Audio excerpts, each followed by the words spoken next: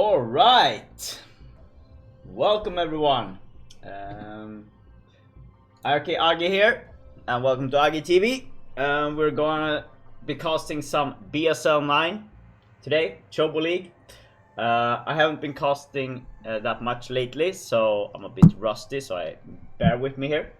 But we got some interesting games, hopefully. We got two groups to cast, Group A and Group D, the first and the last group. And we're gonna be starting off with Group A, of course. And it looks like this. Here we have it. So we're gonna be watching Wingsil versus RK's All-In, and then we're gonna watch Red's LML versus Toron Spider, which I also think is Teamic or Team Ek or Teamic or something like that. Yo, what's up, Butzel Bear? Welcome to the cast and my stream.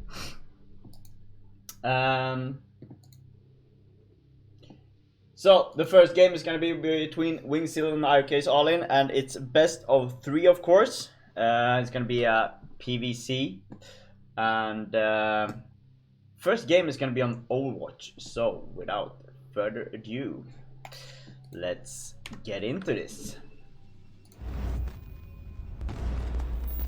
I hope everything looks fine and you can all hear my voice. So player 1 over here, player 2, and there's the score. Should be a score there. There we go, Wingsil versus All-In. Alright, so starting in the top left corner, playing in the red as Pradas, it is the Polish player Wingsil. And in the bottom right player playing in the teal color is gonna be IRK's All-In. So I've actually played against Wingsil. He was in my group in the round of 24, I think. And very solid Pradas player. And of course All-In, up and coming Zerg player in our team, in our B team in IRK. So this is gonna be an interesting set to watch. So we see here that Wingsil going for the early pylon, of course. He's not gonna go for an early scout, which means it might be a gateway opening here. Nope, he's going for that extra probe. It's a pretty far distance to go with that mining. So let's see here. Yeah, it's gonna be a forge opening. All right. Meanwhile, All-In going for a 12 pool. 12 hatch. Sorry. So is the sound okay? I hope it's okay. I think I might have a bit of a delay on the stream because otherwise it might be lagging a bit when my girlfriend is watching, or if anything's happening here. So might have a bit of a delay on the stream. Oh, thank you. So maybe I should up the game sound a bit. Here we go. Yo, what's up, game? Welcome to the stream. So we have a forge opening. We're going for a Nexus, and All-In soon gonna be scouting here. He took the long way around, of course, to see if there is any form of proxy gating going on this map.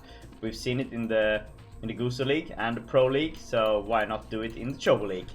But Wingsil now going for the safe style here and going for a forge opening.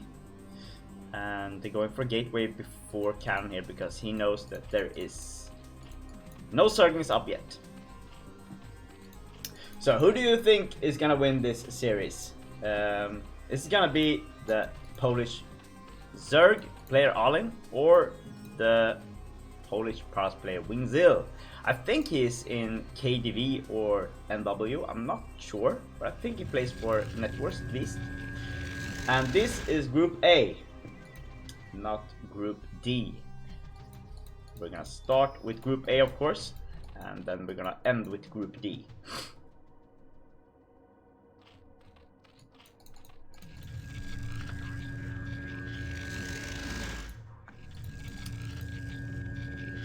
So the expansion is up for both players. We also see Alin here going for a third base, and he's going for a ladder here. So about this map, it's a bit tricky. You have the mid part here. We have temples, 5 of them that you need to destroy before you can use this path through, which means that if you only do an A click into your opponent's base, or just a move click, then your units will be stuck here or here. So you need to actually shift move them around to not get stuck. A bit tricky in the beginning, but also quite useful if you're playing someone that doesn't notice. You have natural over here. You also have another expansion in each corner, and you have an island expansion up here and here. There is also an expansion over here. So there's one here, one here, one here, and one over here. So a lot of expansions on this map. These 2 expansions, not the easiest to defend. You rarely see them taken in one of these games. The games never really go that far that you have to take these. I don't think I've seen any longer games on this map. I haven't seen a TVT though, so that might be the reason why. But very hard to defend since you have a cliff behind you and it's a wide open range here. Also you have this huge choke into this. So we have a sellout moving into Alin's base here. Let's see if he can do any damage. Or he's going for the Zerglings and not killing anything. How did he go for this one? Oh, this one got 1 kill at least. Let's see if he can get one out there. Nope. He's going down. So it's all come down to this. Did Alin build too many Zerglings? No, he did not. He's stuck on 8. So pretty good. Didn't waste too much minerals on getting too many Zerglings, panicking like many Zergs can do. So we have the Spire up here. We have a pair of new overlords, and Alin's should be getting some Scourge. There they are. First Corsair moving in. Won't be able to do that much damage right now. Let's see if Alin can get in there with one of those Zerglings. No, this wall is very tight. Only the sellouts, only opening is this one. Great micro from the Corsair here.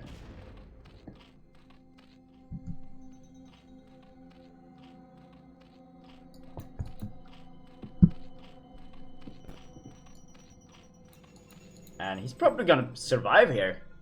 Looking very good. So the Scourge give up the hunt and gonna be scouting the base instead.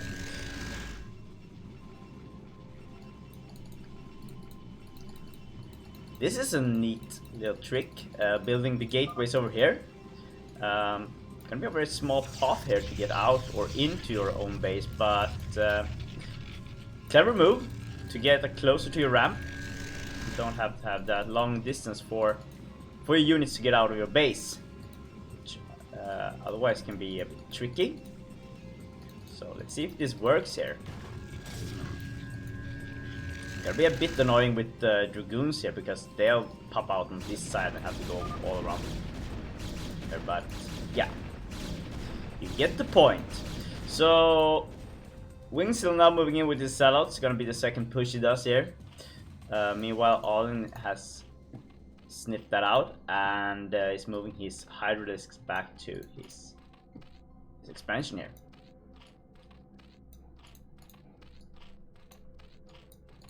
And behind this, we see that Wingsill is getting Storm, of course. He's getting the range for the Dragoons. He has a couple of Corsairs in the base. waiting to go out and do some damage against the scouting overlords.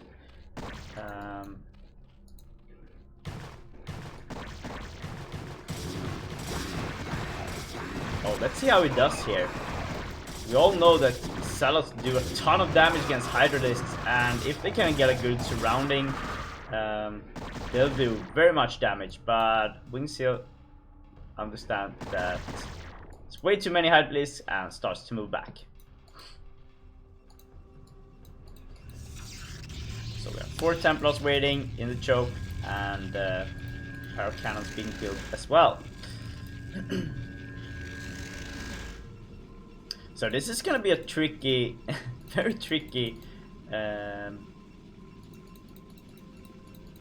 very tricky to get your large units out here, because they'll have to take this way and between this, and I'm thinking that they might be having to take this way around and kill off the pylon here to get out. So right now, Dragoons can't get out of that, of the entrance there. The Sim City seems a bit off, but I bet he knows what to do here.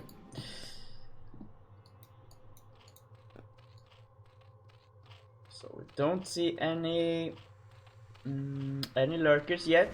No Queen's Nest, so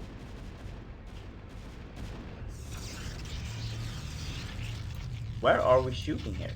Oh, he killed the gateway actually.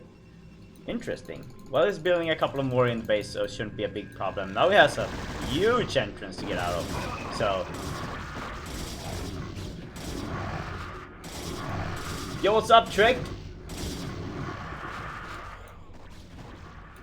Welcome to the stream. Old school Tricky boy. One of Sweden's finest back in the days. For everyone who doesn't know Trick.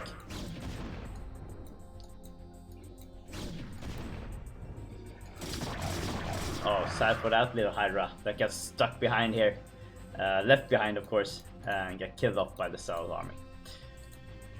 So we have a 1-1 upgrade from Wingseal here. Meanwhile, in the Zerg base, we have a +1 for the Hydras. We also have a couple of Mutalisks now. So their task is to snipe off the Templars.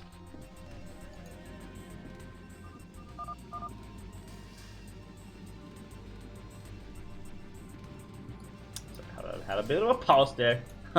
Stark's finest stream. Yeah, right. Alright, so Wingseal taking another base. Feeling that the game is lacking a bit of pace there, and safing up here, getting another base set up. So we have these 6 Mutalisks out scouting, and can they kill anything? Oh, look at this! Can they snipe the shuttle? Did they miss that? Seems like they missed the shuttle, and the shuttle has 3 DTs, and they'll be able to do a ton of damage if they can get into the main here.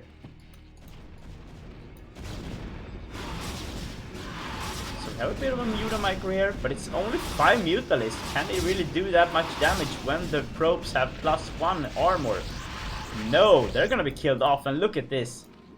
Here we go. Here's the drop. Oh! And Arling doesn't seem to notice this.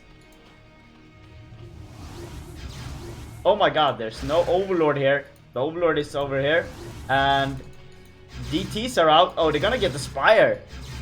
That's a huge loss right now. So Spire just goes down. And these guys are gonna be up against a couple of Hydralisks. Meanwhile, we have an attack on the top right corner. Wingseal attacking on multiple places now, and the pool is gonna go down most likely. We have an army in the middle that's just waiting around here. Arling manages to kill off the observer, but the lurker goes down as well. So he's gonna lose this base. There is no new observer here. And these DTs are just doing a ton of damage in the Zerg base right now. Oh my god. There's still no observer here, so actually Arling can kill off the whole army here if he just borrows those lurkers. and they're not burrowing.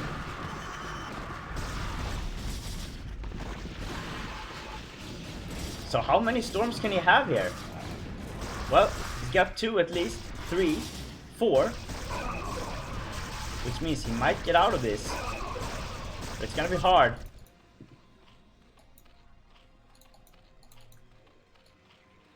So they almost got the lair as well.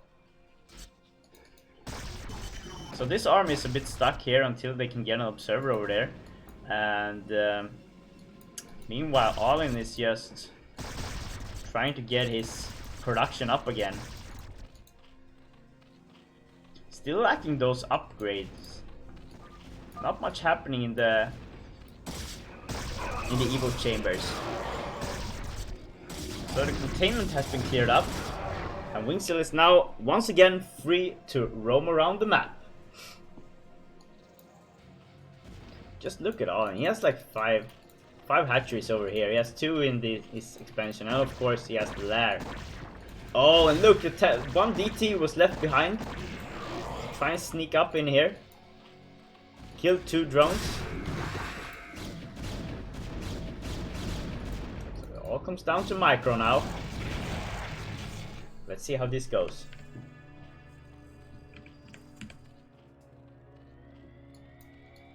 Still not burrowing those lurkers. Here we go. And that's a lot of larvas. Not doing anything right now.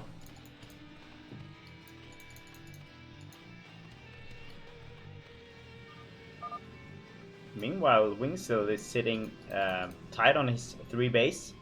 Not rushing it to get a 4th one. Oh, here we go. He's taking one of these. Just because I said in the beginning that these expansions are not the favorite one to take, he takes one. And that's a very cocky expansion to make, because it's such a free pass for the opponent to get in there. But let's see how this goes. Alright, so we have another encounter here. Wingsill pushing from the other way around now. There's 2 observers, there's a couple of storms. Let's see how much damage he can do here. And the Zerg army aren't attacking. What's happening here? Alin is mismicroing a bit.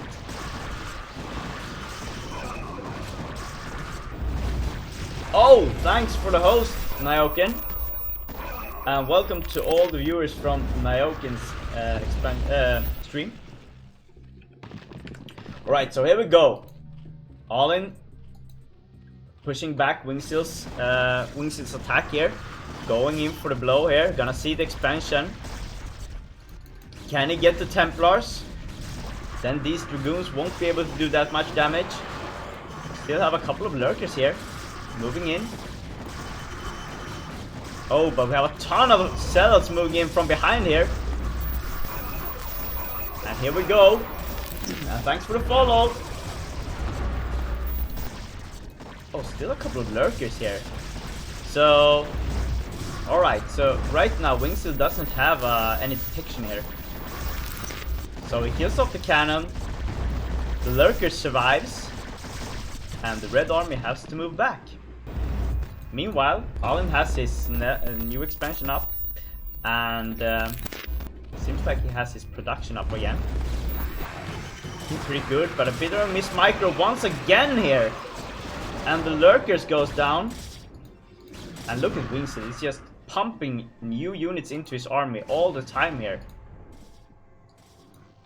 And right now he's like 50 up on Alin. So this is looking very good for Wingsill, even though he's on 3 bases and 1 base, his main, almost mined out.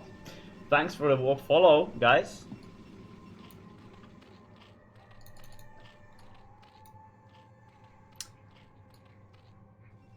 So once again, the game just pauses a bit, and both players just feeling the vibes. So let's see here. Wingsill gathering his army. Is he going in for a new attack here? Oh, he's getting 4 zealots. Is he gonna drop the main once again? Most likely, and we have a new spire and a spawning pool and the Queen's Nest coming in here. It's quite weird that Alin haven't gotten Hive yet. So no Hive tech.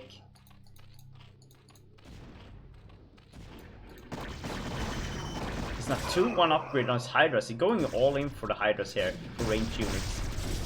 The Lings haven't been upgraded at all. So let's see how much damage he can do here. He's sneaking in a bit of a couple of Hydras behind here. A group of Hydras is moving in from behind. Can he kill off the Templars with these Hydras? Maybe he can. No, he can't. They just died to the storm. And these Hydras is getting scouted and they're like, what are we doing over here? We're on the totally wrong side of the map. Also have a couple of lurkers here just standing around. So the hatchery goes down in the main. We saw that shuttle moving in there with 4 zealots, killing off the lair, which means Alin is on lair tech right now. He doesn't even have lair. He can't go for a hive. He can't go for the adrenaline glands. He can't go for ultras. He can't go for defilers right now. A bit of a setback here for our teal Zerg player. Meanwhile, we see the red army gathering up once again, and are they going for the main? There's nothing here to defend except these couple of Lings and a couple of Hydras and 1 lurker. All in a snuck a small army through once again. Come on, here we go. Here we go. Thanks for the follow. And this surely has to be it. This is one Protoss army that's not gonna go down to these few units from the teal player here. And if we can get up here, it's gonna be devastating for our teal Zerg player here. And GG is called, Alin taps out, and that makes it 1-0 for our red Protoss player.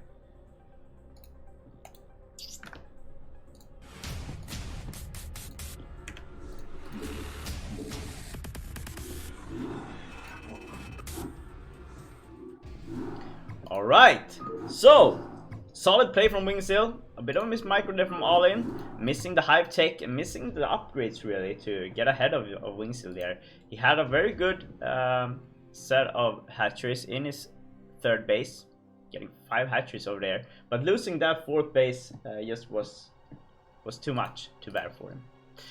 So next game is gonna be on Neo Zilfid 2.0. And this is of course best of 3. This is BSL Chobo League, round of 16. And let's head into game number 2 between these 2 players. So I'm just gonna close those down and here we go. So starting off in the top mid position on this 3-player map is gonna be IRK's Alin, the blue Zerg. And in the bottom right corner, playing in the red color once again, is gonna be the Polish Protoss Wingsil. So we saw some really solid playing there from Wingsil, keeping it cool all game until the last minute when he did that devastating attack and just won it all.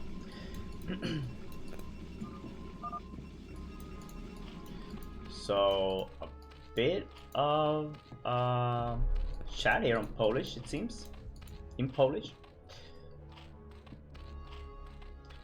So for you new viewers, this is, as I said, BSL Season 9, and it's Chobo League round of 16, and this is Group A, which consists of Alin, Wingsil, and also Tauron Spider and Red's LML. So looking like we're gonna be seeing a gateway opening here from Wingsil. And we have a overpull from Alin.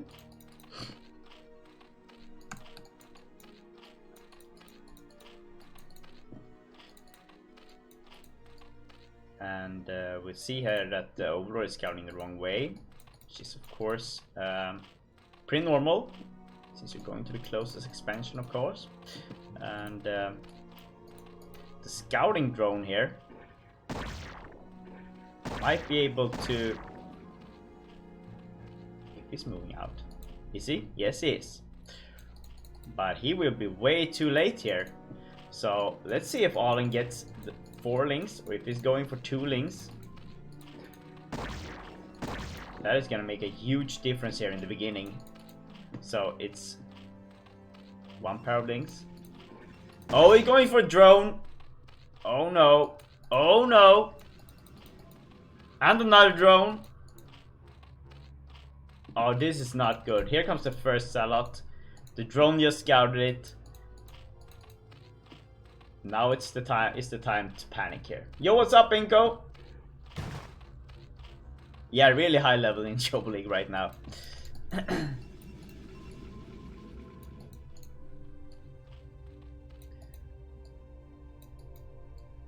So where is that first sellout? Oh, it's over here. Giving the Zerg a bit of time here.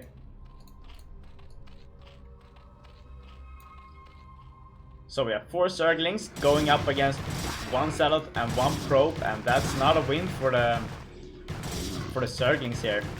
They get the probe at least. But here comes the body of the sellout. Now they're gonna be 2. It's twin style. They're up against 3 Zerglings.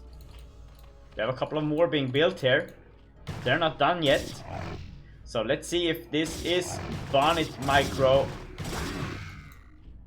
Seems pretty good so far. He's killed 4 units with this sellout. And that's pretty decent. This guy is being very hurt now. Is he gonna go back home? No, he's gonna stay. So it's 6 Zerglings now against 3 sellouts. Not very good odds for the Zerglings. 2 more joining up here. So how long can he do this? This is so hard for the Zerg player here, because he needs to keep producing Zerglings as long as there is sellouts alive. And down goes the last sellout, but they did a lot of damage there, killing a lot of Zerglings and keeping the Zerg in base. As you can see here, Allen haven't been able to start mining that much gas. He got the 100 just for the speed for the Zerglings. But behind this, we see that Wingseal has his cannon up soon. He has a pretty good wall here, and nothing's getting in there. The cybernetics core is started, and Allen is way behind right now.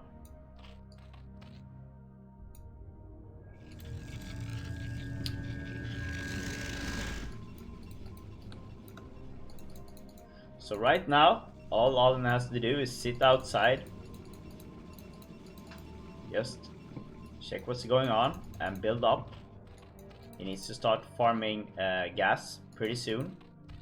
Might be that he's gonna go for an 3-hatch Hydra bust here, but I'm not sure. There's the 4th hatchery, but there's no lair yet.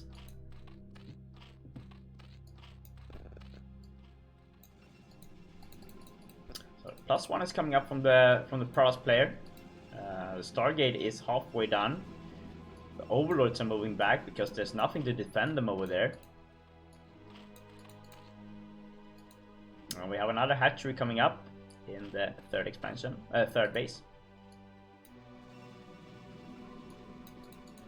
And there's the Hydra then. So it's gonna be a 5-hatch Hydra. No lair. And he is a bit behind with the gas mining here. I think they're talking about lag. I know Allen mentioned that there was a big of a lag issue in this game, even though both players are from Poland.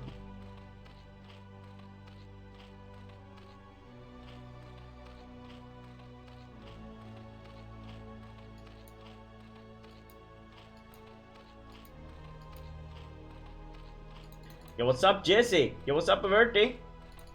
Welcome to the stream. I live in Sweden.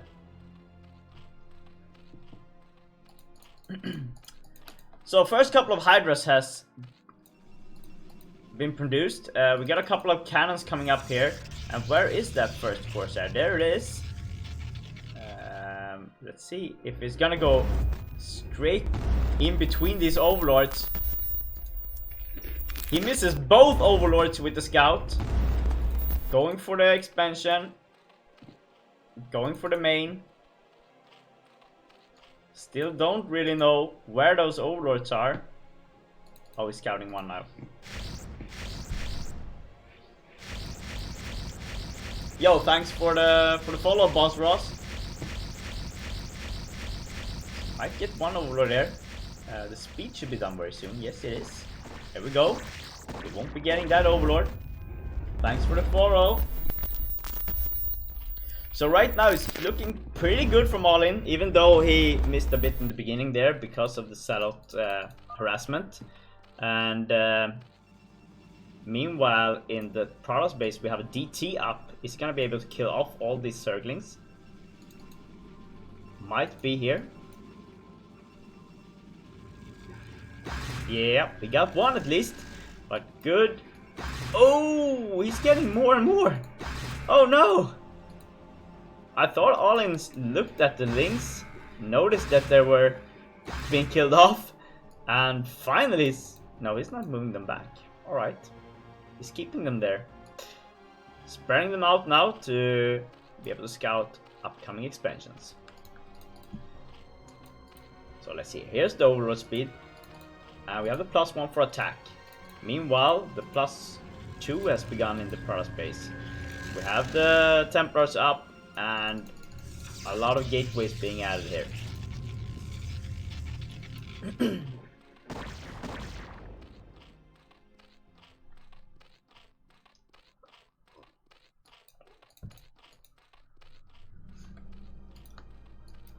So right now both players just sitting back, building up and waiting for the other one to make a move. And I think in this case the one losing here, just waiting, is All-In. He needs to start pushing here to make Wingsill waste minerals on cannons and on units. You can't let the product get too big in his base before doing something here. And the same goes for Wingsill. He needs to start doing stuff to the Zerg here. Start harassing, start making the Zerg build Sunkens and so on. So the Templar just walks right through here.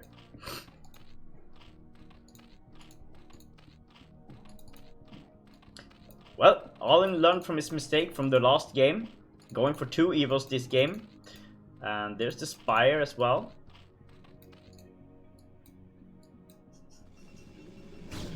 Alright, so finally, Red Prados player Wingsill is moving out from his base. Is he going for an expansion or is he going for a push? Let's see what's happening here. Almost have the 2-0 upgrade for attack here on his units. And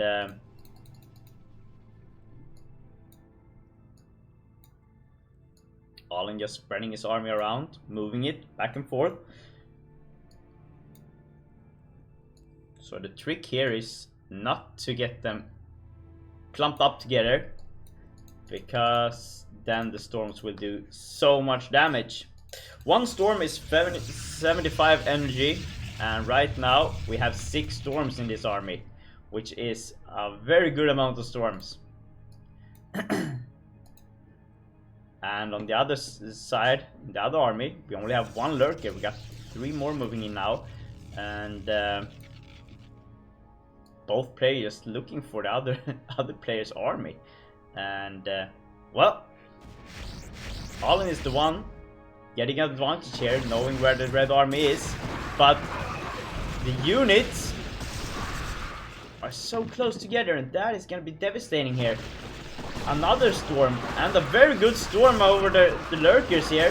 Another good storm over the lurkers, and the red army has to move back because there isn't any observers yet. The observatory isn't done even. Oh, and All-In is trying to get a couple of Zerglings back here. Can they deny this expansion? Not without glance. They won't be able to. Are they able to kill at least? Yep, they get one High Templar. Not enough damage with those Zerglings. Should have waited a bit longer. So we got more and more lurkers coming in here from Alin, and he's just got another expansion up and looking pretty good right now. But it's giving the Pros player a lot of time here, and Wingseal is gonna get his third expansion up.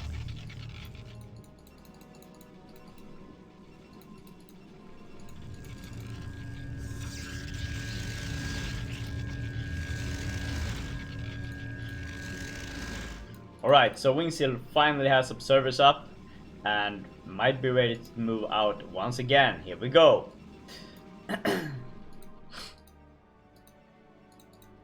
So 1-1 upgrade from the Zerg on ranged units. We have a 2-0 upgrade on the Protoss attack.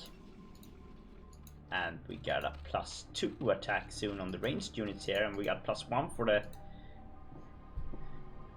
for the melee units. Right, so I'm going for another expansion here. Mineral only. Interesting choice here. Alright, so good storms. It looks like it should be so easy just to move Hydras out of the storms, but it actually is not. You need to be a very good player to be able to do that. With all the reactions, all the hotkeys that you're using. It's not that easy. Looks easy, but it's really not. Good storm on the lurkers, and the lurkers goes down. And this is not good for Alin, because Wingseal haven't lost a single Dragoon, I think, in that fight. And he's kept all his Templars as well. He has one storm left. Now, can he get this expansion? Yes, he can. GG is called, and Alin taps out, which means Wingseal goes up 2-0 against our Zerg player Alin. So GG takes Wingseal to the next round. All right, go back to intermission.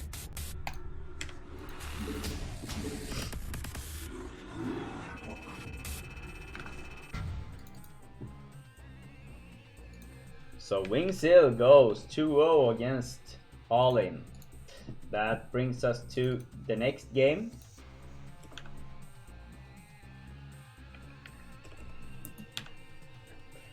Which is gonna be Red's LML against Tauron Spider, also known as BSL9 Teamic, I think.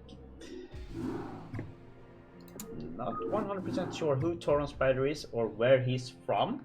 But if anyone in the chat has any form of information about this guy, please post it in the chat. I know Avert is there. So it's gonna be another CVP. It's gonna be Teamic playing Zerg and LML going for Protoss.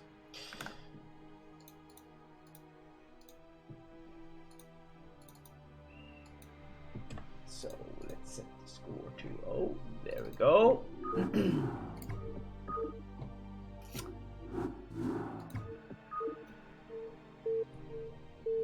First map is gonna be Monte Cristo. I think I said Overwatch in the first game, which is totally wrong, of course. It is Monte Cristo that is the first map. And here we go. Changing the players. It's gonna be Red's LML against Tauron Spider, also known as BSL9 Teamic. And this is, of course, BSL Chobo League, and it's round of 16 of Season 9. Starting in the top left corner, playing in the yellow color, it is gonna be BSL9 Teamic, also known as Tauron Spider, and in the bottom right corner, playing in... yeah, I don't know what that color is named, but it's Red's LML.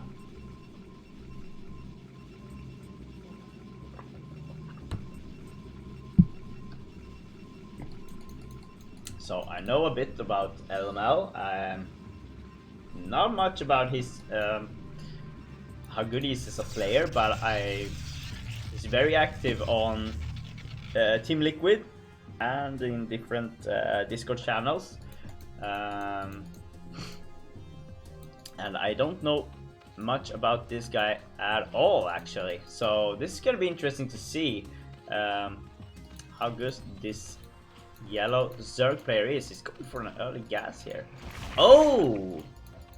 He cancels it to make that 10th drone. Old school, old school. So I'm wondering what is his plan here. He's going for a 9 pool into 10 drones. There's no gas. So this is just early Zerglings, I guess. Alright, so LML is around 1900 MMR, which makes him, yeah, kind of top of tier here in Chobo League, I guess. Should be around there somewhere. And yeah, we have a gateway opening here from LML. Not very standard on Monte Cristo. Pretty tricky to get all those zealots through to your opponent, and he's making the right choice here, staying behind with his zealots, not going on the offensive, going for a forge as well. So is this link tight? That is the big question here. Is this link tight? We'll see soon. No, we won't. Because LML is denying an expansion here, and Teamic is so behind now. And he cancels it.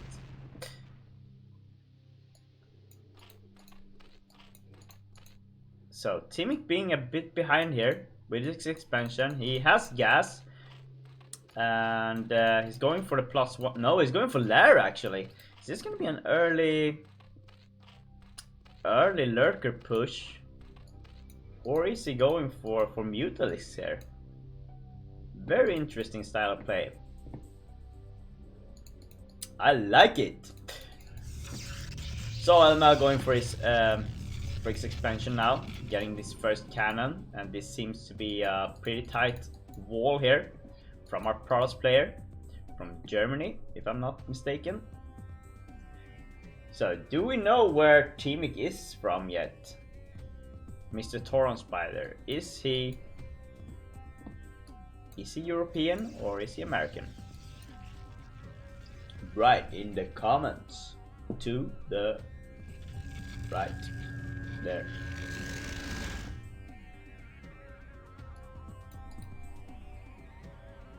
Oh, he's going for double expansion pretty early, and this is a sneaky expansion. Getting it down in the bottom. It's gonna be very hard to defend if it gets scouted. If it's not scouted, well, good job, bro. Then you'll have a great advantage, because this one is gonna be much easier to defend than one of these. So we're going for Spire here, alright. So this is gonna be early Mutalisks, maybe? But it's not that fat on gas, and he might be running into a Stargate right away here from our Protoss player. So we'll be pretty hard here to break down this Protoss with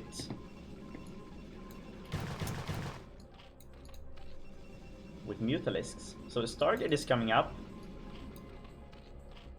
Spire will be finished before, of course, but well, LML knows about this, so he has a lot of time here to get some cannons up.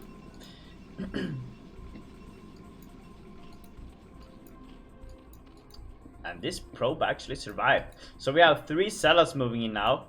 There are a couple of Zerglings ready to defend here, but are they enough? Great bit of micro there from the Protoss player. Here we go again.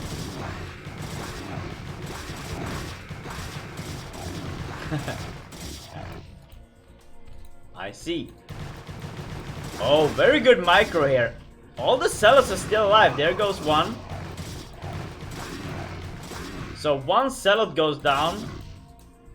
But look at this. They have 9 kills. Plus the kills that the dead one managed to gather.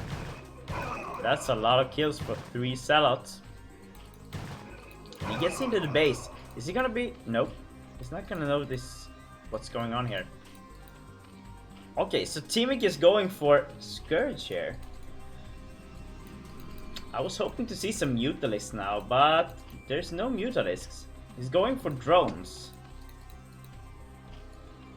He had that tiny bit of window where he could have made a lot of damage with Mutalisks. So I'm wondering what his strategy is here when he's going for that early lair and not going for Mutalisks.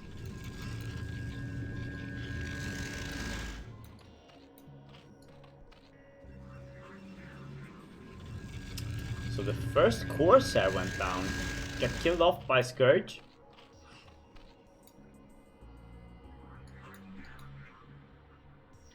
Well, this is looking pretty good here for our Zerg players so far. He's getting an Evo Chamber. They haven't made the Hydra Den yet. He's still alive, which is the most important part, but he doesn't have any units. These 3 Zealots is gonna be able to make a lot of damage here if they can get in here. There's only 2 Mutalisks and 3 Zerglings ready to defend here, and is that enough? I don't think so. I really don't think this is enough to defend with. So let's see how many drones he's gonna be able to kill here. He's killing these things. Not that much damage. Managed to make all the drones run away though. And on the other side of the map, oh, Dark Templar has been able to move in here, and he's been killing a lot. He's killed 4 units from the Zerg player. And now he's chasing the drones, and there's no overlords here to detect him. Oh, he gets that Zergling as well. Nice snipe there. It depends, Shippy. You can do it if you feel like you have... if you're going for a sneaky lurker drop or something. If you're getting that drop anyways. But if your plan is not to go for a drop, then 200 to get that drop possibility might not be worth it. Alright, so here we have the Mutalisks at least. And we have the +1 carapace coming up. We don't see... Yeah, we have 2 Corsairs, we have 1 Dragoon, Archon. I wonder how much damage they can do. We have a couple of Templars here. Oh, that is not good! Should never fly in on the Corsairs alongside an Archon. Not good. Okay, here comes the Storm. Oh, good Storm. Damn! 8 kills! And only 1 Mutalisk remains. And he did not do as much damage as was needed to make this an even score in that fight. So right now, LML is way ahead here, and you can see the gateway account is rising. Meanwhile, the Zerg player is on 4 hatcheries, trying to get another expansion. I'm not sure that's the right decision. Maybe get another hatchery over here. And Pearl's army is just getting bigger and bigger here.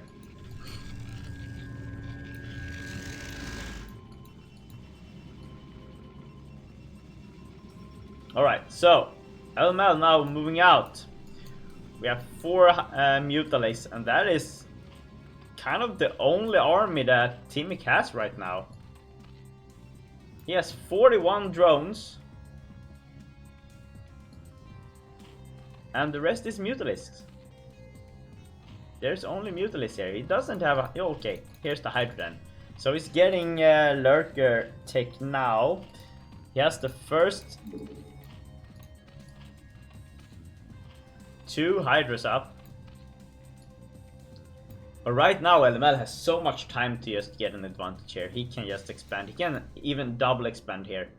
And you can look at Timic's minerals. He has so much to use. And not much is happening here. He could get another hatchery up here to get some macro going. And just look at this. The Protoss player is actually gonna be able to just walk right in the main here. And this is 11 minutes into the game. There should be defense. There should be at least a Zerg army to defend here. But there's nothing. There's 1 Lurker right now. That is the only thing he has. 1 Mutalisk and 2 Scourge. And look at this. He's just walking straight into the mineral line of the Zerg player. He storms the only defense there is with 2 storms, and GG is called. TV taps out. First game goes to Mr. LML.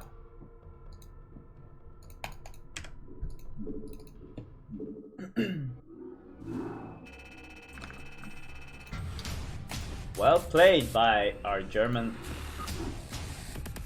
Protoss player. So next game is going to be on the map Escalade, which is a 4-player map. I'm not very fond of that one. I'm having a really hard time learning that map because of I have no idea how to get the second expansion on this map. It's just awful. I do not like. Alright, so without further ado, let's go into game number 2 between these 2 powerhouses. Starting in the top left corner, playing in the purplish, no, pinkish, like bright pink color, is gonna be the Protoss player from Germany. It's gonna be LML. And in the top right corner, playing in the purple color, it's gonna be Timic. So very solid play there from LML in the first round, first game. Let's see if he can keep it up on this map, or if Timic is gonna be able to pull one back.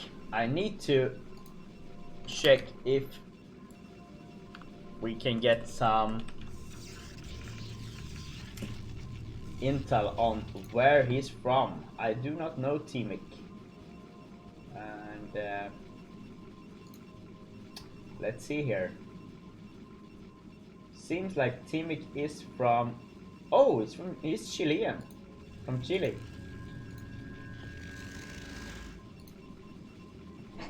Alright. Well, Germany versus Chile. I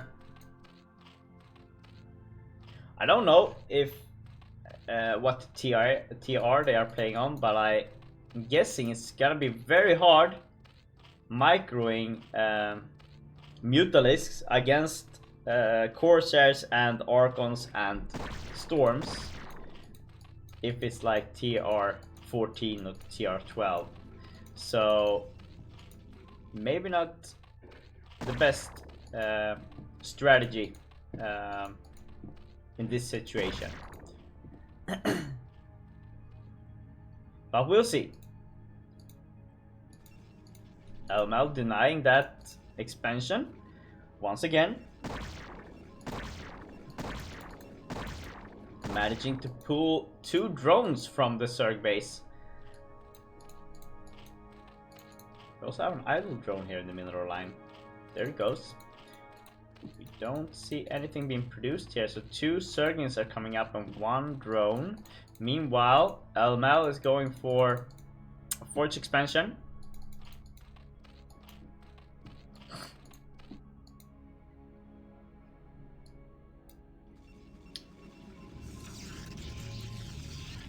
Building the cannon right under the Overlord.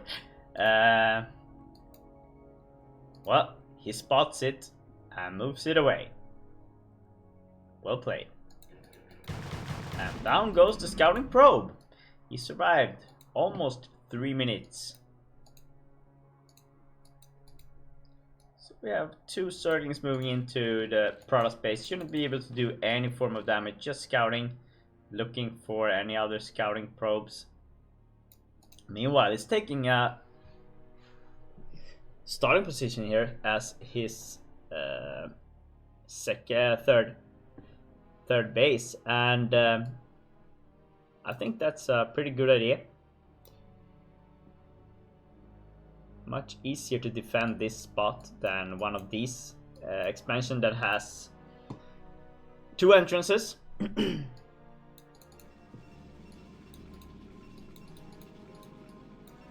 Well, we're very low on probe count here in the German base, Prada's base. We only have 6 plus 8, it's 14 probes. Not that much, but it's going from very early gas, very early cybernetic core. Should be having Stargate coming up very soon here. You missed it all. You missed some. I guess you missed the first game between these two guys. So Elmal from Germany, Prada's player, is up 1-0 against this Chilean Zerg player, Mr. Timik. Does anyone in the chat know if Toron Spider or Timik is in a clan here? Is he in DM maybe? I'm not very sure. And if you have any information about BSL9 Timik or Toron Spider, please write in the chat. Would be very nice to know who this guy is. So another cannon being added here, and once again we have Spire. We don't have a Hydrodan up yet. Farming away that small mineral pot there.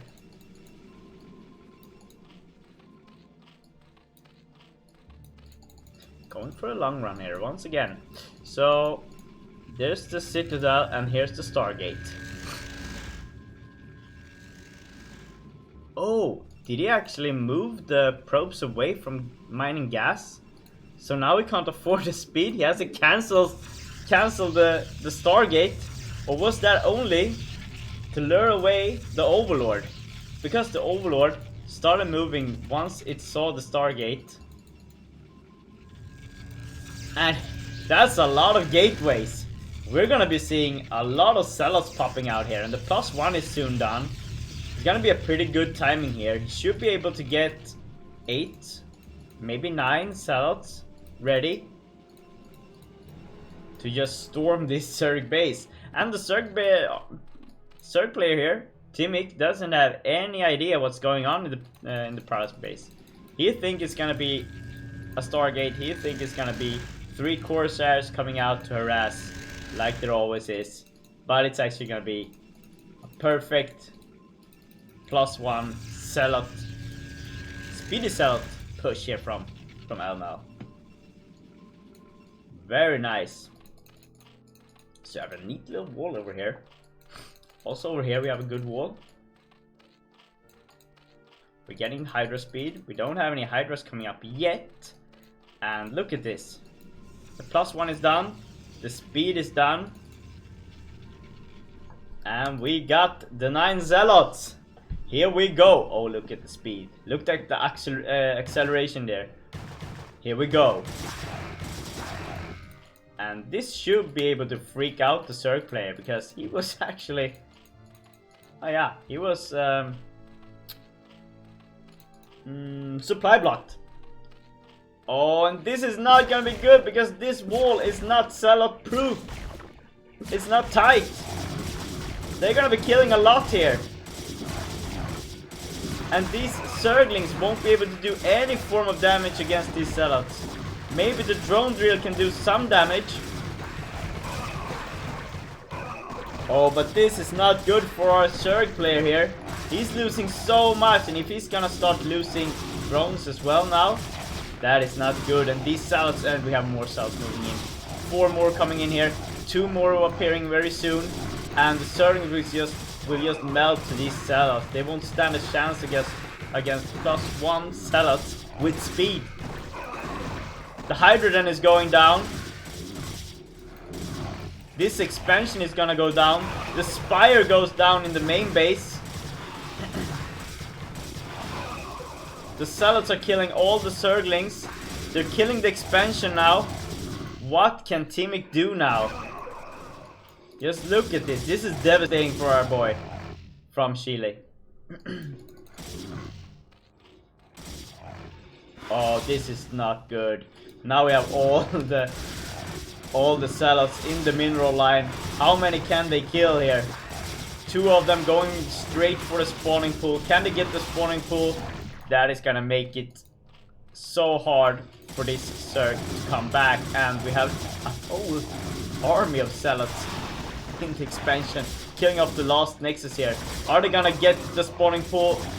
No, they are. Yes, no, yes, they are. The spawning pool goes down, and now Timic doesn't have any tech building to build units from. All he can do is build drones. He doesn't have a spawning pool. He can't build the hydrogen. He can't build the spire. What can he do? He can defend with these 3 hydras. Oh, 3 mutalisks. The south goes down, at least. The Zerglings have gone down now. And we have a new attack here on the 3rd base. One of the Sunkens are gonna go down, and that's gonna make it a walk in the park here, because still, he haven't started producing. He's just building drones. He needs to get a Sunken up here. He needs to make this tight. And he's not. He can't defend with drones. Oh my god. What is happening? He has so many drones. He has 25 drones. And he keeps producing more. But he needs units. He needs something to produce units with. He can't kill a whole army that is just gonna be bigger and bigger with these 3 mutalisks. He needs something else. And more drones. What's happening here? You need to build a pool. This is so many drones. This is enough drones to support 2 bases, or 3 bases even. Now the Evo Chamber goes down and GG is called. Timic taps out.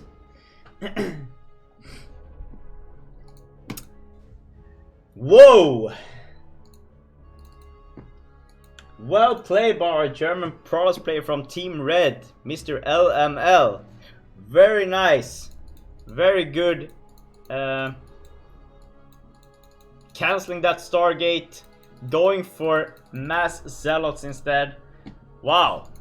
Great job, LML. So, that means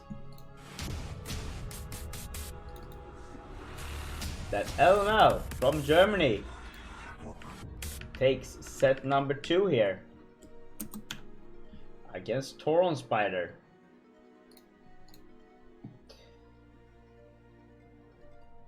And that means that we're gonna have Wingzil versus Red LML in the winners game. Wingzil against Red LML. So let's see here.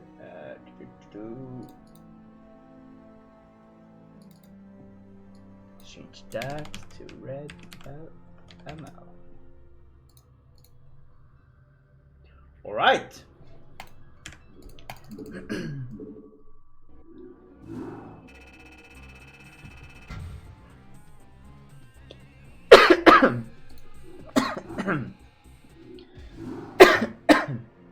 Wow, I got water in my lungs.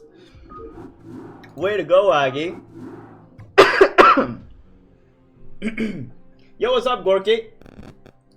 Mr. Dima. Alright guys, next up is gonna be Wingsil from Poland against Red LML from Germany. And it's gonna be a PvP. I love them PvPs. And the first game is gonna be on Escalade.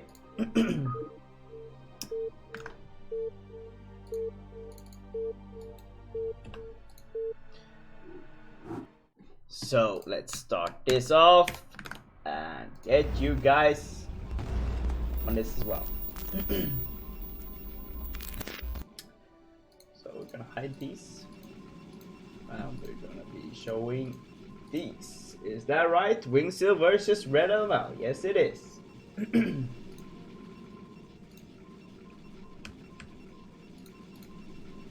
There we go. Starting in the top right position. Playing once again in this bright pink color, it's Red's LML. And on the bottom left corner, playing in the red color once again, it is the Polish Paras player Wingsil. Wingsil showing off his skill against Alin, playing very solid and not giving Alin an inch of the map, not letting him even attack.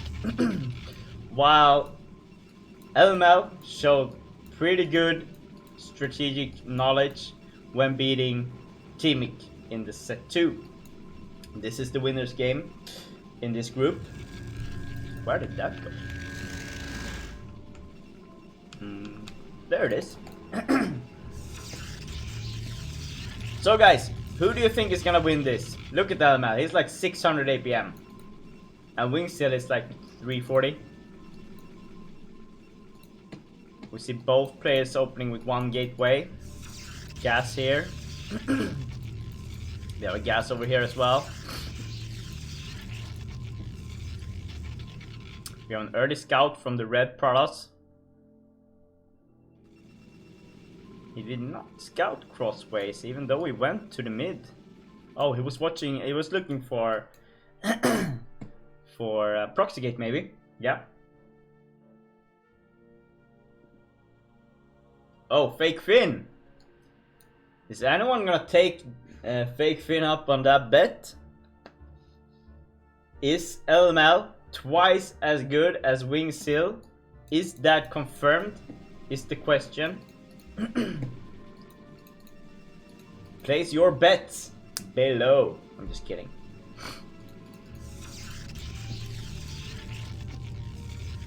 You can donate and I'll keep your money safe. I'm just kidding.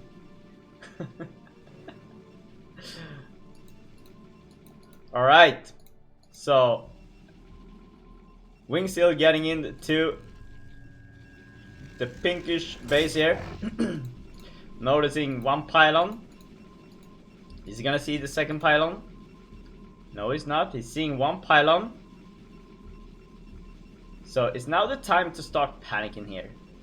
Is this a DT rush? Where is that second pylon? He found it.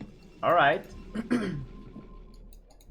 So with the sellout here, with the Dragoon popping out, with the spinning cybernetic score, he should know that this is just basic play.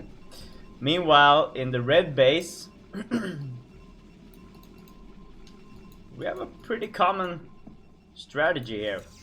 We have a Dragoon that is just wanna kill off the pro before it gets into the base. And the sellout blocking to make sure the Dragoon, if the Dragoon fails, which he does. Oh, do he? Yes, he does. So LML didn't get any form of intel there. Don't know what's going on in the red base. Is it spinning because it's range, or is it +1, or is it something else? Well, here's the robotics. We have another gateway coming up from LML here, so it's not a mirror strategy here, but there's the robotics from him as well. Alright. Fine. So Wingsil is just gonna keep producing Dragoons, which means that if he's not going for another gateway, this is gonna be an early Reaver push.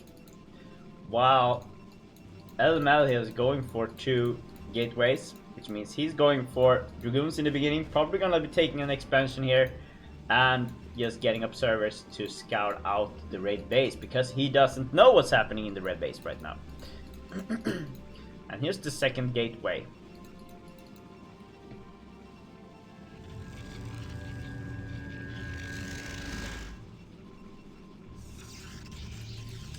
Well, that is a fair point, Finn. I must say, that is a fair point.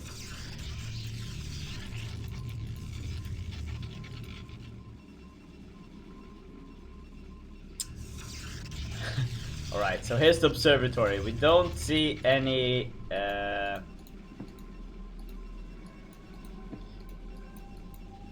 we won't be seeing any reavers soon from the pink Protoss. But we will be seeing reavers from the red Protoss. First one being produced right now, which is gonna be to defend here. So we should be seeing an observer coming out soon. This is quite weird. Why can't I click this? When I'm down here, I can't click this. Is that a bug? Because it's behind here. That is so weird. Alright, anyways.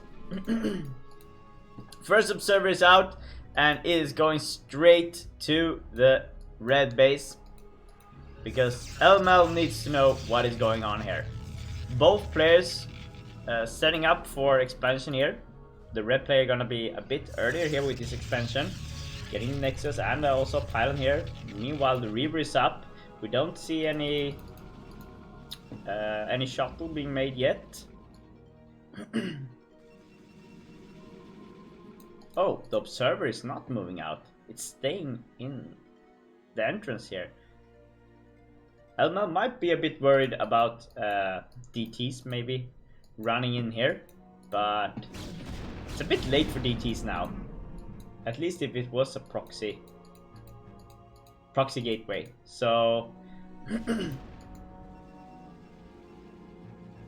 oh, is he gonna get that? No, the probe survives. So, do we have an observatory? No, there's no observatory yet from Wingseal, which means there is no observers. But of course, he's building the observatory now. So the drone count right now is in favor of the red Protoss. He's ahead. 5 drones after killing that one. And this observer is getting pretty good knowledge here about the red base. Just going around checking. Oh, there's a lot of probes. Probes are being moved to the expansion. If he moves a bit further, he's gonna be seeing the Reaver and the next Reaver popping out here, which is pretty good information to have. And I don't know if this is the right choice, but it might be. Is he gonna be able to cut off this? He might be able to cut off these units, and that is gonna give him a great advantage here. Let's see how many he can kill off here. He's blocking the way for them. He at least gets 1 Dragoon and 1 Sellout, and that is pretty good. Evens the score out, but there are 2 Reavers here.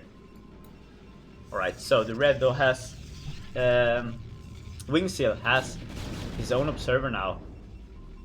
And he spots the pink observer. And ooh, how's it going here? Nice micro from both players, keeping their observers safe. Oh, we got a Reaver drop coming in here. Do we have a shuttle from the red player yet? No, we don't. And look at how Wingseal is building all this. He's actually putting a pylon here, and he haven't killed the eggs, which means his units is gonna have such a hard time getting into the base. Oh, 3. He gets 4 at least. Oh, tried to push in the front, but there's 2 Reavers just standing there defending. Gonna be a very hard time killing all this. But he got a couple of probes, and that means that the probe count still in favor of the red Protoss. Wingseal is way ahead here. Almost 10 probes more than Mr. LML. And as you can see here, we have 4 gateways in the red base. We have a 4th coming up here, 5th as well, and a forge. So, but right now this is not looking good for LML. He's way behind, both in probe count, both in unit count. Oh, that's a lot of gateways. +1 also being started here.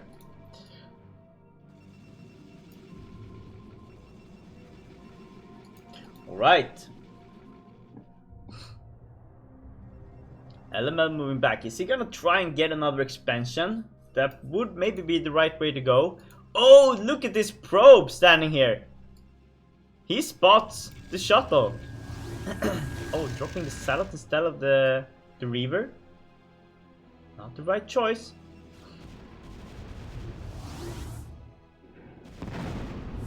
Oh no, what are these guys doing? They're just running into death here. Oh my god, that was a couple of Dragoons just dying there. They were like kamikaze. They wanted to save that shuttle. Now that's bromance, in my opinion. So here comes the red army. Let's see how good this push is gonna be. Is he gonna push from on top or beneath? He's going for the top spot. Here we go. Here we go, people. Oh, he gets the observer. That is huge. That gives him a lot of advantage because this observer is gonna be seeing everything that comes up from the ramp as well. And look at that. Wingseal's units are just killing it. His Reaver haven't gotten any shots off yet. He hasn't killed a single person. But it still looks like this is in favor of the red Protoss player here. The Reaver not taking any damage. Is he gonna move in for the mineral line here? Or is he gonna just stand here? That is the big question.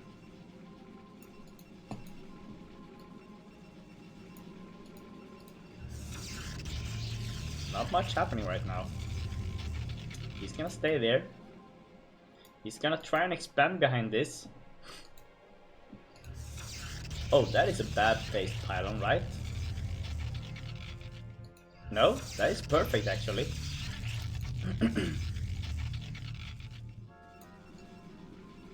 Right, so settle speed up for a red Protoss player.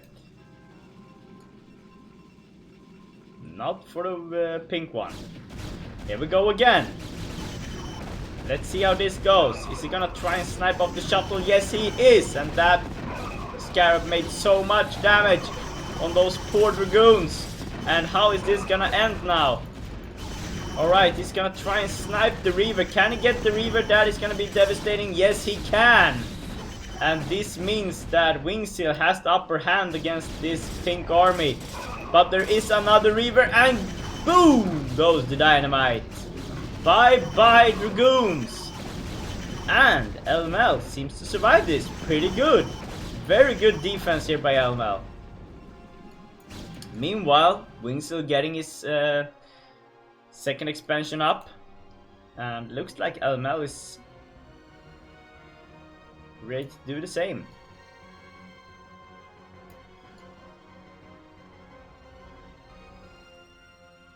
More and more red units just moving around the map. I think there is a starting position here that is not in favor of the red player. One cell died, one is half dead. Very important thing when you're doing mirror matchup is not to waste any units. You need to keep them all. Although Wingseal is way ahead here. He's 20 units ahead. He's 12 probes ahead. He's 1 expansion ahead also. But the thing that is in favor of LML is his upgrades. Right now he has the upgrades. And he's going for Citadel. He doesn't have Citadel yet. Meanwhile, we have Archons coming up in and Storms in the red base. We have a third gas up, which means that Wingsill is now way ahead.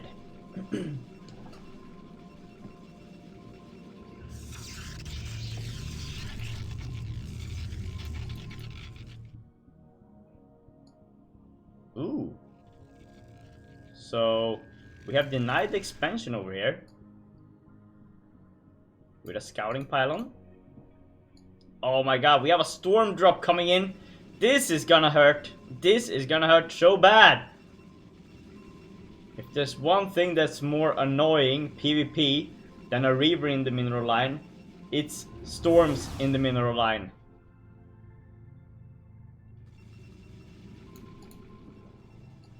So LML is gonna try and push once again. Let's see how this goes. We have +1 from both players. We're gonna have a fight in the middle of the park. We're gonna have a probe moving in here. Gonna be noticing that there's no army. And here's the drop. Let's see how much damage this can do. Oh my god. Oh my god. 12. Oh, that has to be so many probes. Oh, that hurts so bad. Ouch. Now move it back. Don't stand there. And also, the pink army is being eradicated. It is gonna leave this earth. It is no more. Do we have more storms in here? No, we don't. But look at this. There's no probes. LML is wondering, why aren't I getting any minerals? Because there's soon no minerals to mine here. And this shuttle is just doing what it does best. Standing there, being cloaked. Oh my god. Let's see. Do we have a GG coming up here from the pink Prows now when he's gonna lose the last couple of armies? That is a good blast though from the Scarab. Is he gonna get the Reaver? Yes, he is. Good storm also on the pink units. Oh, another good storm. But still, the upgrades for the pink units are better. He has +1 armor. And now there's no red units to defend here. Oh, another storm! Damn! We missed the second storms. Oh my god, there's no probes left. He's down on 16 probes. Oh, that is not gonna fly well in a PvP. GG is called. And Mr. Red LML taps out. Wingsill wins game number 1.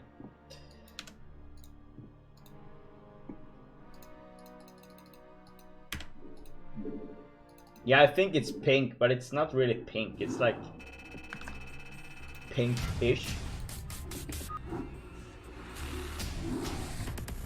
Alright, solid play there from Wingsill.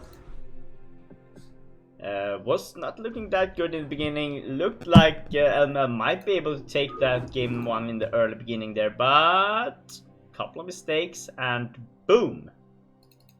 Yeah, maybe beige. You're right. So the second game is gonna be on Neo Silver 2.0. Albino skin color isn't a color, for fuck's sake. Albino skin color. Alright, so 1-0 for Wingsill, starting in the top mid position, playing in the pink color, bright pink color. It's gonna be red LML. And in the bottom right corner, finally changing the color from red to this magenta color. Yeah, this is gonna be Neo Sylphid. And it's a PvP between the German Protoss LML from Team Red and the magenta Protoss from Poland. It's Wingsill. And this is the winner's game in Group A of BSL round of 16 Chobo League. Season 9, of course. And my name is Agi, and you're watching Agi TV, and I'll be your host today. I'll be hosting Group A, and then we're gonna head over to Group D, the last group. Group number B and C is gonna be cast by Mr. Vir from Rep Team, a Swedish player, and also by Mr. Cat's Paw from Poland. In D group we have Father, we have Nets, we have King Toss, and we have Shad. So pretty interesting group. We have 1 Terran, 2 Zergs, and 1 Protoss. Father being the only Terran in the round of 16 actually. The rest is Zergs and Protosses. Yeah, I'm looking forward to casting that group. Alright, so Mr. Wingseal going for gas here, and 1 gate, same opening as last game. Meanwhile, he's scouting the pink Protoss and he sees that it's a 2 gateway. This means he's gonna be having to defend against a lot of Zealots moving into his base right now. First Zealot's gonna pop soon. We don't have a Zealot in the Magenta base. It's not even halfway done yet, so the second Zealot here from Wingseal is gonna be a bit late, if he's not going for a Dragoon, of course. And the second Zealot is even gonna be done before anything pops out here. Oh, and look at this. Wingseal also managed to get supply blocked. The probe is still alive here, which is very good. He still sees everything that's going on in Wingseal's base.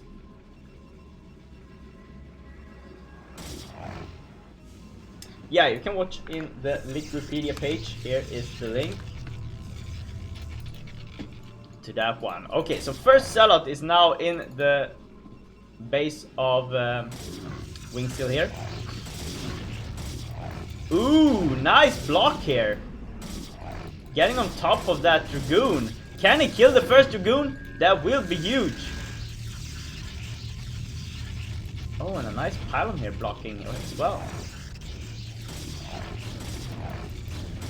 Oh, great pylon block here. On the other way around there. And oh, down goes the Dragoon. And thanks for the follow, Mr. Fat Nolding BB player. Alright. Solid name, solid ID. I like it.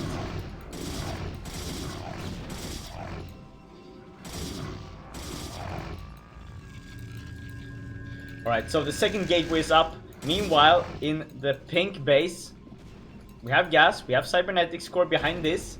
And the drone drill is very good here. Just blocking all the Zealots, even his own Zealots, from doing any damage here. But the Dragoon still was able to fire up. Another drone drill. Drone drilling the shit out of these Zealots. Oh, we have a sneaky Zealot now. He's just gonna stand there, right? Yeah, nothing sees it. So he might be able to move in here. Okay, so Wingseal is moving on to the other side of the map. He's gonna kill the egg to make sure the Dragoons get out easier.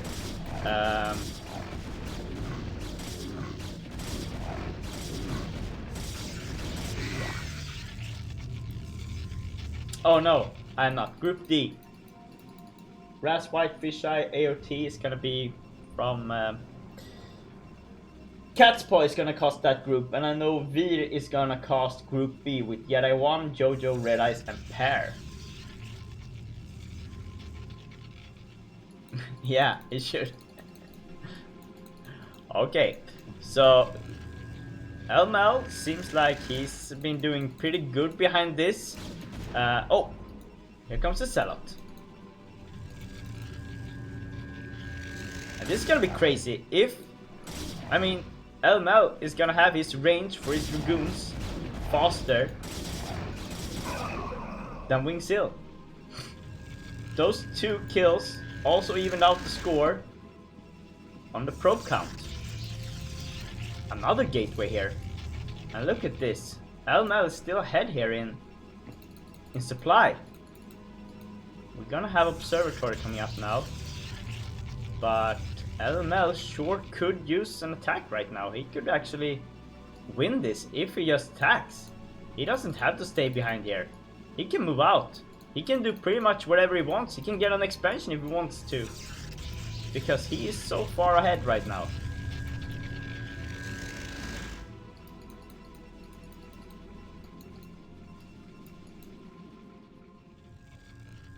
So here we go. We got 6. That's 5. We have 11 here. Against 7. Plus 1 observer, of course.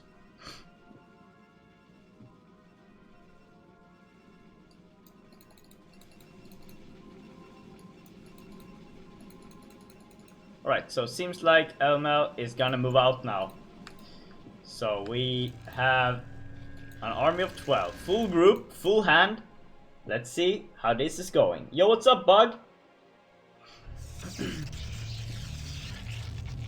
LML being 10. 12 ahead in supply. Down in probe count, yes, but has more units. Meanwhile, Wingseal is going for an expansion. Here's the Reaver. Now it's all about timing here. Can he kill off a couple of Dragoons before the Reaver comes out? No, he cannot. Alright, he can get the sellout, but he needs to get on top of that Reaver. Can he do it? Yes, he can! One Scarab goes out and it does a lot of damage to those Dragoons. But this is not gonna look good for Wingseal. Now it's all about getting all of the army in here. Let's see the drone drill. Oh, that's a good drone drill. Although it misses all the sellouts, and the sellouts do so much damage against the Dragoons. And GG! Wingseal taps out. We have a 1-1 score, people.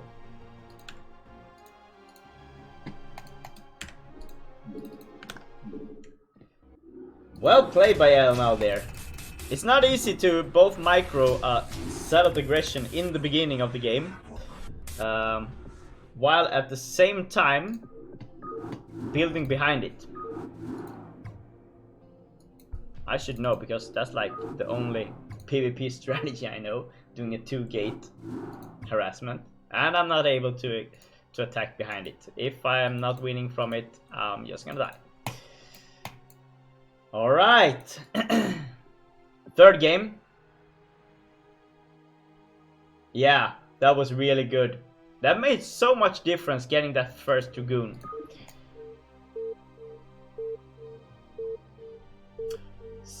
Third game is gonna be on La Mancha 1.1. So let's get into it, guys.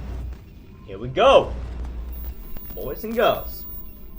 Starting in the top left corner, once again in the red color. Didn't go too well in the magenta color, so switching back to red color. Let's see how it does now. It is gonna be Wingseal, pros player from Poland. And in the top right corner, playing in the pink color, pink, bright pinkish color, is gonna be the German pros LML from Team Red. So guys, who do you think is gonna take home this winners series? Who is gonna get into the round of 8? And who is gonna go down to the loser bracket and getting to play the winner of All-In and Orange Spider? Write in the comments to the right.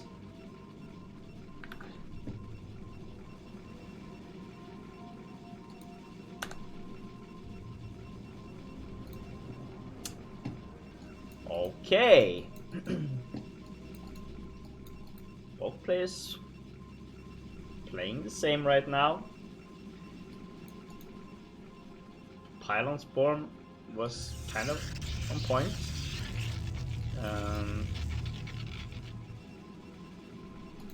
We have 2 gateways from both players. Both Wingseal going out on scout here once again.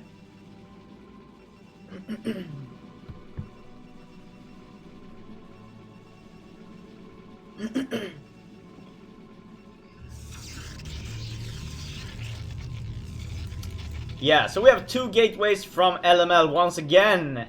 And we have gas from Wingseal. Let's see if he can pull this off again. He's scouting the wrong direction though, which is gonna make a huge difference because he doesn't know what's going on. Also, Wingseal is scouting the wrong direction. So both players gonna be in the dark. What's going on here? We see that Wingseal is going for a sellout way earlier this time than he did last time. Last time LML was way ahead with his sellout. He hasn't started producing a sellout yet. What is going on here? Oh, he's supply blocked now. Eee! Oh, he's going for gas as well. Interesting. Is this going for 2 gate goon here?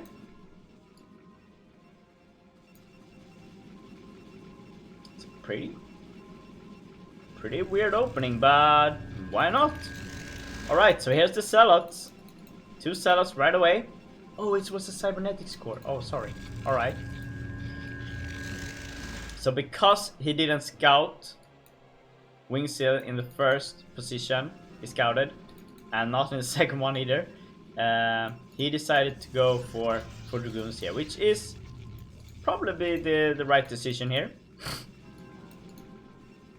But can he afford the range? That is the biggest question here. Can he afford range? He needs to get another pylon. There's the pylon. Where's the range? Start spinning. Come on, you can spin it now. Has to start spinning soon. Right, so he's scouting around the red base, noticing 3 pylons, which means that there's no hidden pylon, no proxies. And this guy is seeing so much as well. He actually noticing that the cybernetics core isn't spinning, so what's up with that? What is up with that? It's gonna be a robotics. It's a very late robotics though. So let's see. Are we gonna get range? Nope. More and more dragoons though. So still no range here.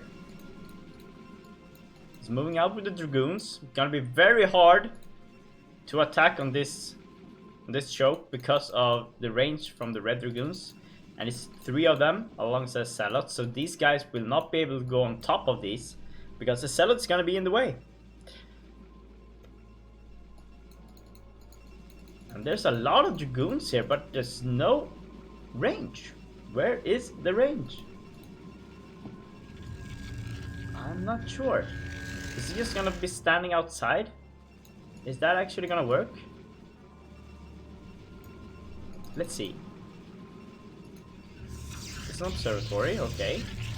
So it's not reverse. And it's not range. Oh, he's gonna be so mad when he realizes that he doesn't have range. It's gonna be so frustrating. Seems like he's forgot range. And that is kind of like the most annoying thing when you're playing PvP. If it's dragoons versus dragoons and you don't have range. Alright, so we have a support bay in the red base and we're gonna be seeing reavers alongside dragoons with range against dragoons without range with an observer. Oh, this is gonna hurt. He's gotta be hitting his head right now. Let's look at that. It's like, hey, probe, get up on us. You can like come in close before we start shooting. And it's not on purpose. Our master just forgot to upgrade our range. Oh, this is gonna be so hard. It's not gonna be all down to micro now.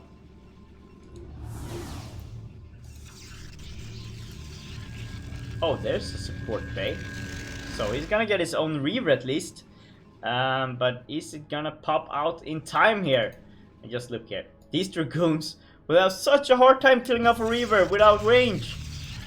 How are they gonna be able to do that? This is gonna be devastating for our German Pros paper. It should not end like this. Or will it? No, look at that. He doesn't even realize.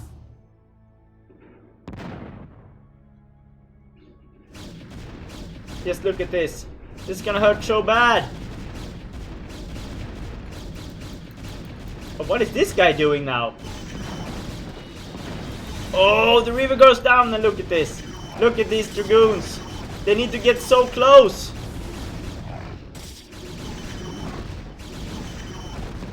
Oh, this is not good. GG is called. LML taps out. One mistake and you're out. Sad to see that it had to end like this in the winner's game. But very good play by Mr. Wingseal here. Great timing. Looking solid.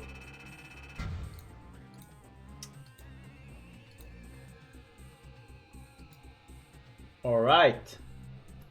So let's go over here.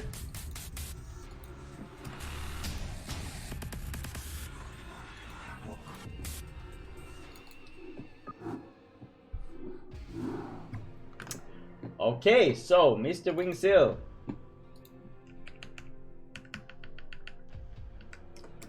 wins the winner's game 2-1. That means we're gonna be seeing IRK's all-in versus Tauron Spider. Oops, not over there. Gonna be seeing it over here somewhere. That should be the next game. And then we're gonna have someone versus Red LML. So let's see here. Well, I'm sad to say, but it seems that we have a bit of a misunderstanding from IRK's all-in. He didn't understand that he was supposed to play the loser bracket, so he left. Which means Tauron Spider got a VO victory here.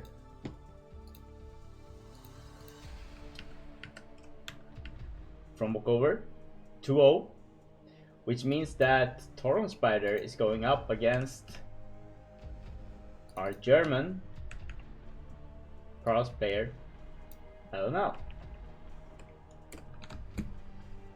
There you go. Oops.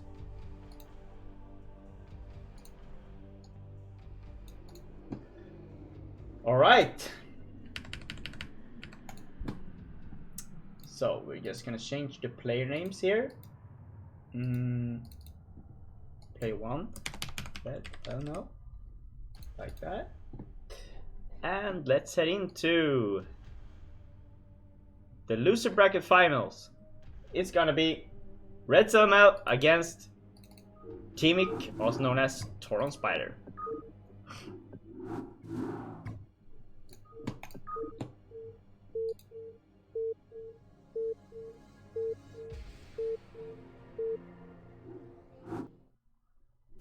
So let's just close down these and bring you guys into this.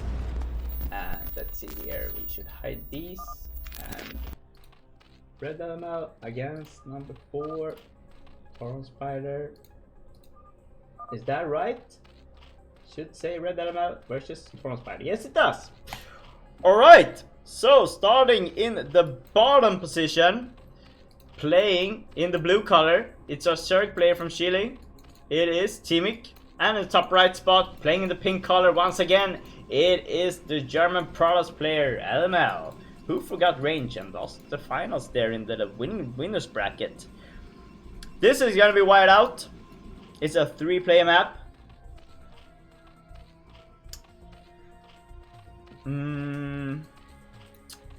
For you who haven't played this, we have like a forest on 3 different spots. In this forest, when you're walking through it, it will be dark around your units. So you won't be able to see a thing except for like, yeah, a bit around your units here. So you're in the dark because of all these trees, which is kind of cool. You can do a lot of neat tricks over there. Oh, look at LML here. He's going for a cheese play. He's going for Roxy Gateway. Meanwhile, Teamic is going for a 9 pull once again. No, he's going for an overpull. This is actually an overpull. 2 gateways. Oh, how did he know? Damn, he scouted it. How did he know?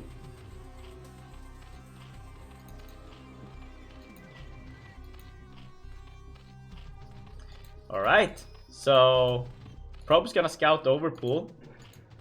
Also gonna deny any form of expansion here.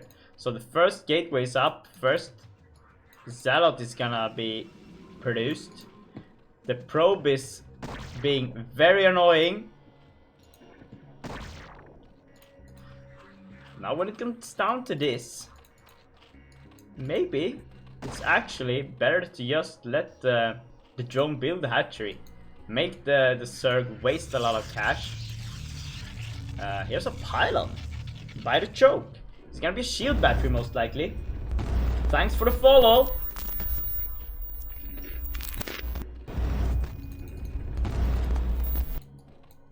Here we go.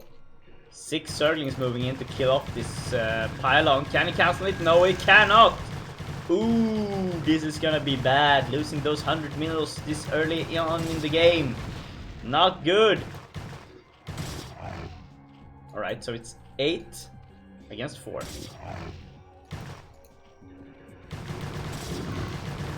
Oh, we got a bunch of ropes moving in here.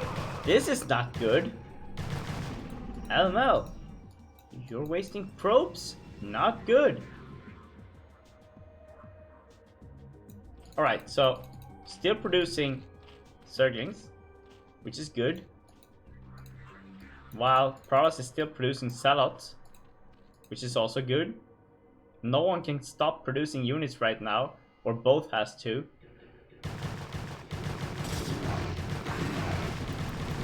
Great spot to be here.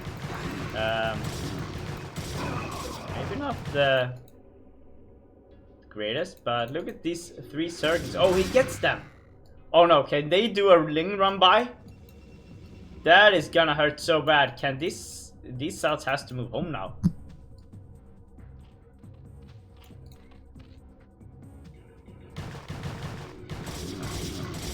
Can he block the ramp? No, he cannot. But he's killing a lot of Zerglings here in the ramp. Getting on top of them. Oh, there's only 2 left. Can he kill them?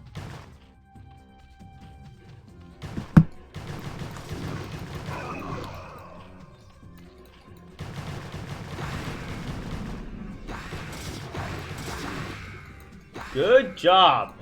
Great probe drill.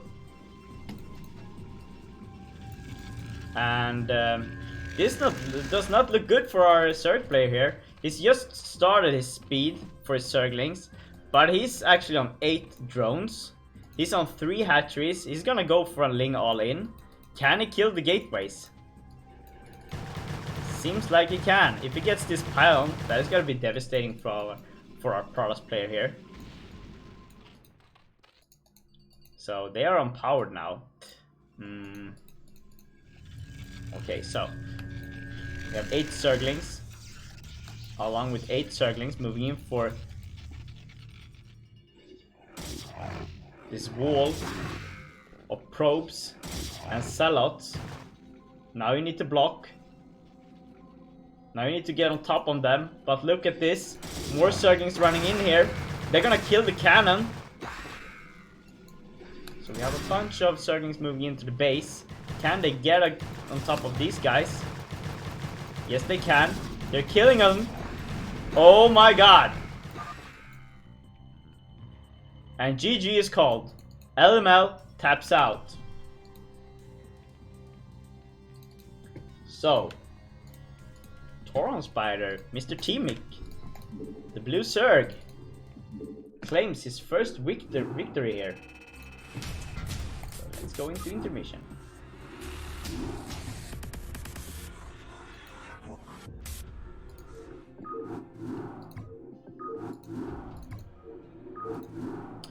Oh, and I just got a text here from my girlfriend saying that I didn't announce that she started following my stream. So thanks for the follow, honey. Love you. Lisa Ito. Alright, next game is gonna be played on Escalade 1.0. And we've seen this before, this map. So let's see here, remove some of these and let's switch page. Starting in the bottom left corner, playing in the navy color, which I think is pretty cool. It's our third player, Mr. Timic, or Tauron Spider. And in the bottom right corner, playing in the pink color, it is Elma.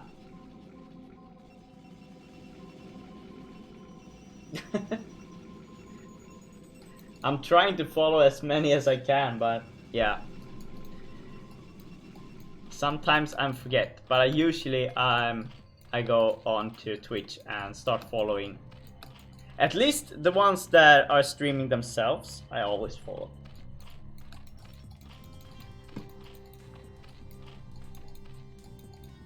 So if you're streaming, feel free to write in the chat and claim some followers. Everyone should have followers here. Everyone deserves to have followers that are watching them. Sometimes you just want to see some regular play from regular players like us that are not high MMR. Just to have a great laugh, or just to see that there are humans among all the startup players.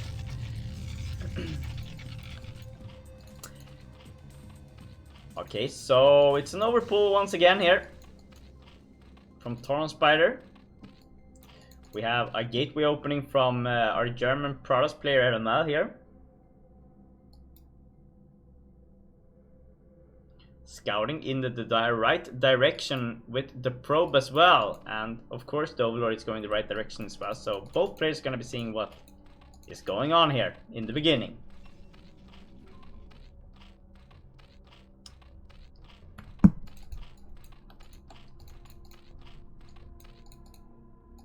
Alright, so gateway opening from the German Protoss player. We're gonna have expansion coming up here from our Zerg player. He knows about the gateway opening, so he's probably gonna just produce as many Zerglings as he can right now, because there will be 2 or more Zealots running into his base. This probe is being so annoying right now, denying so much mining time there from 2 drones. You can see that on the mineral count here that Timic gets behind.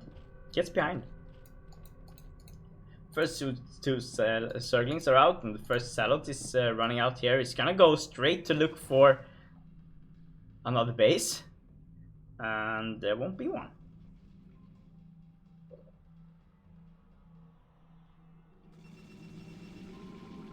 Okay, so got the gas, early gas here from Timic again. He's probably gonna go for link speed once again. Oh, and look at this! Zerglings moving into the Protoss base. 4 of them actually, and they've killed 2 probes, I think. Oh no! Not like this! You need to control them. You need to control them. Come on, you can... No, where are you running back? Where are you going? No! Okay. Well, that could have gone better. He could have killed more probes in here, or at least harassed a bit, just keeping the Protoss play busy.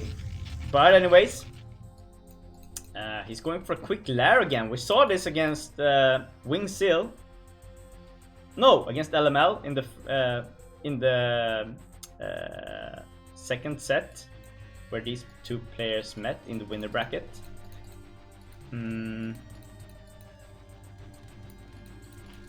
So let's see if he's going for Mutalisks again, or if this is gonna be a lurker push. But he's not mining any gas here, so it's a bit odd. He's mined up a bit, but it's not enough to support Mutalisks or for that matter lurkers. Maybe he's just going for Spire and to get those first 2 Scourge up. Yes, he is. So he will only do this to get 2 Scourge. But he now has a bit of a problem here, because we have 3 Zealots moving across the map and there's nothing to defend here. Our Zerg player is making a couple of Zerglings, but right now he should be focusing on just producing drones. So he is a bit behind here. So this is a lot of Zerglings being produced, and they don't have speed. Where is that speed? There is no speed. Can he get on top of those drones? He gets 1 drone. That is good.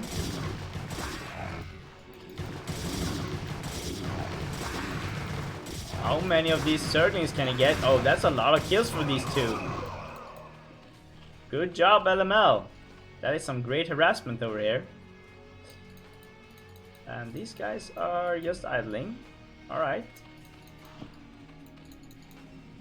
So the Stargate is soon done, and so is the Spire.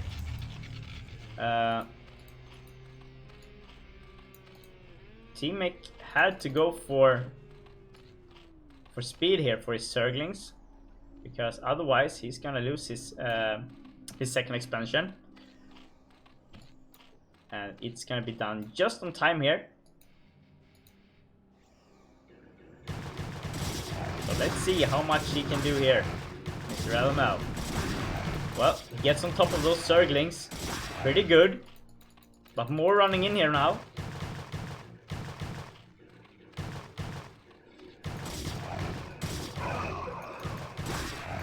How many can he kill? Oh, he's taking the mineral field once again.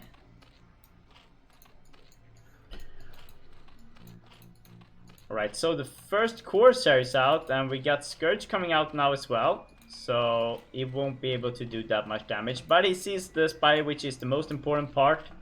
And he sees that there is no other tech buildings, and there is no other tech buildings in any of the expansions either. So he's gotta feel very comfortable right now, our German Pros player.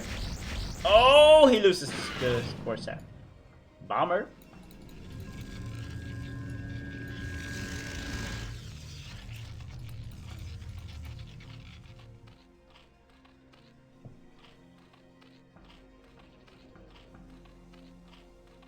Yeah, I think it's played on TR16 and probably on high latency or extra high latency, because it's a Chilean versus a German here. So yeah, once again we see that Team is making Mutalisks, which is, I'm not sure if this is the right strategy when you're playing on high latency in a tier 16 game, but it's good. You can kill Zealots with them, but it's gonna take time. And these Zealots are gonna do a lot of damage before they're getting killed off. They might even kill a couple of drones here. Yep, they are. And with the... Oh, he gets locked down. Oh, that is devastating. He gets 3 drones. Another setback for our Zerg player here. But he has the Hydrogen up and he's getting the Lurker tech, so might still have a shot here. Oh, and LML still producing Corsair. Interesting. Most likely because there are Mutalisks. But how many Mutalisks can he produce here? That is going to be the big question. So we have 3 of them. We have a lot of idle drones in the third base. Seems like he is almost supply blocked. And he's just waiting to get another base here.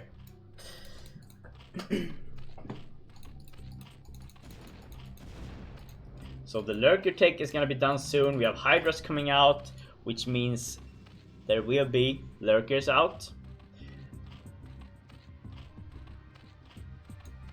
And we have a DT on the map, actually. This seems to be a scouting DT. He won't be able to do that much damage right now.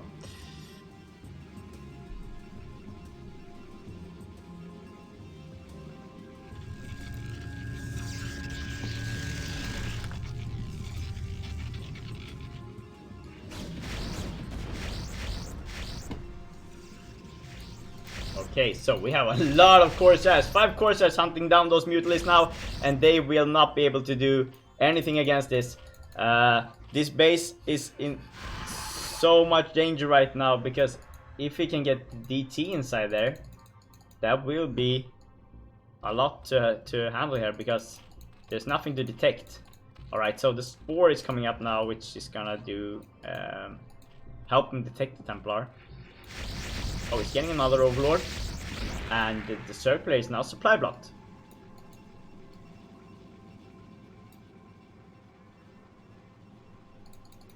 Well. So right now, this is looking very good for our Protoss player. He's going for the robotics now behind this. He's gonna have... oh my god, that is a lot of Scourge. And they're going all over the place to see everything here. Oh my god, they're gonna do so much damage! All them Overlords! Let's see how the control is. Oh my god. That control of the Scourge. Awesome. But that's a lot of Scourge for those. But all the Corsairs goes down. Great play by our Zerg player there. Killing all the Corsairs. Meanwhile, LML is building behind this. And we now have lurkers containing the Protoss player inside his base. But we have observers coming out, so won't be that big of a problem. So once again we see here that Tauron Spider is stacking so much minerals. He has so much minerals, but he doesn't have that much gas. He's actually not farming any gas from his third base here. Which makes a huge difference, because he can't really produce what he wants to produce if he doesn't have any gas. He's trying to produce Hydras. He's trying to produce Lurkers. But he ends up producing just a lot of drones. And now he goes for a lot of hatcheries. It's not the hatchery he needs. He needs the gas. Speed is gonna be done for the Hydras now. Oh, and the Zerglings are gonna take this base.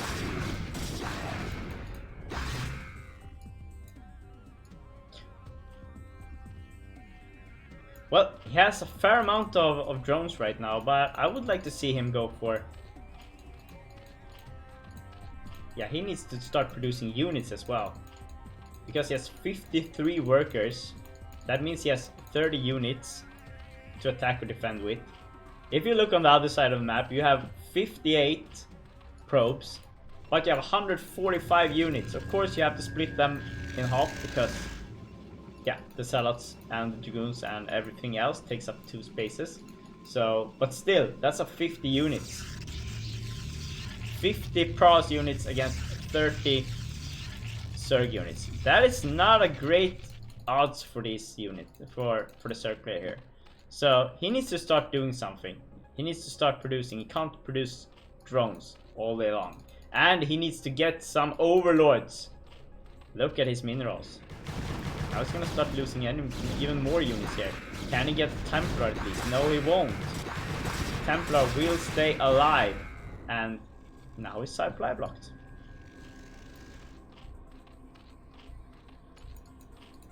Well, he keeps producing drones. Where are the units? Come on now, Timmy, you can do this.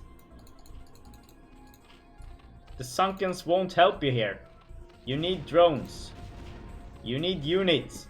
You need something that can kill here. Groups of 12 links won't be able to kill all these Templars that you need killed. And these Sunkens will not be as effective against all these units either. And with the observers here, and with nothing to snipe the observers, except for these Scourge. But we have forces behind here. And this is gonna be so hard to defend here for our Surge player. Just see the storms here, killing everything that comes out of this small entrance here. The Zerglings just melt. Soon he's gonna go with the Dragoons here. Start killing off the Sunkens. And what can he do then? Oh, look at this. Look at this. No! Okay, so that's a fair amount of Zerglings. And that is a very good storm. Killing all the Zerglings, actually. So now let the Zealots do what the Zealots do best. Is anything happening behind this that I'm missing? No, it's not. We have a Templar here that is a bit confused. Doesn't really know what to do here. Oh, we have Templars moving in now. And oh! Great storm! 13 kills from 2 storms! All them drones! All them drones! And behind this, LML is getting another expansion. But it is scouted. Most likely gonna be scouted. No, it's not. He actually missed that pylon.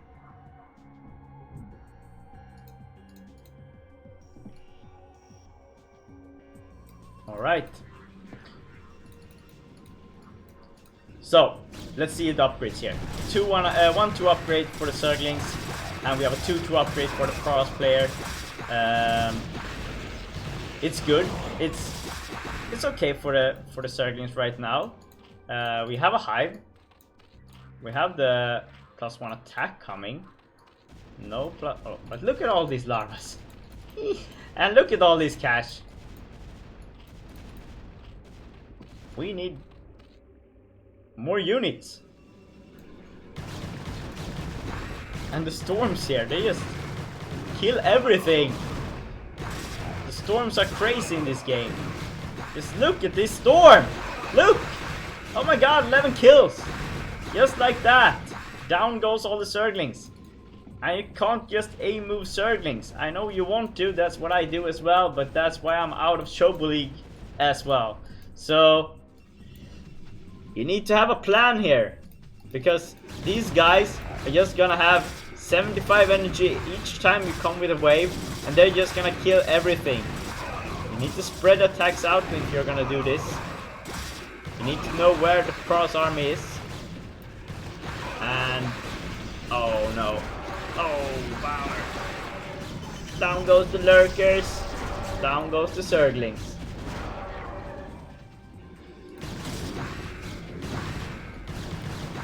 Can he actually break this? This is gonna be so interesting to see, because look at this. The Protoss has mined out his main and his second base almost. He has this. He's expanding over here. But the Zerg player, he still has all his mineral fields left. And right now he's just pumping those Zerglings straight into the Protoss army. Killing it bit by bit, but just forcing the Protoss player to keep producing units to defend, and cannons, which means that if he gets mined out here, but the probe transfer is great, it's a success. And now that he has this base, he will be able to take this base as well. Oh, but look at all these Zerglings. They're just melting right now. Poor guys. They're gonna be so mad.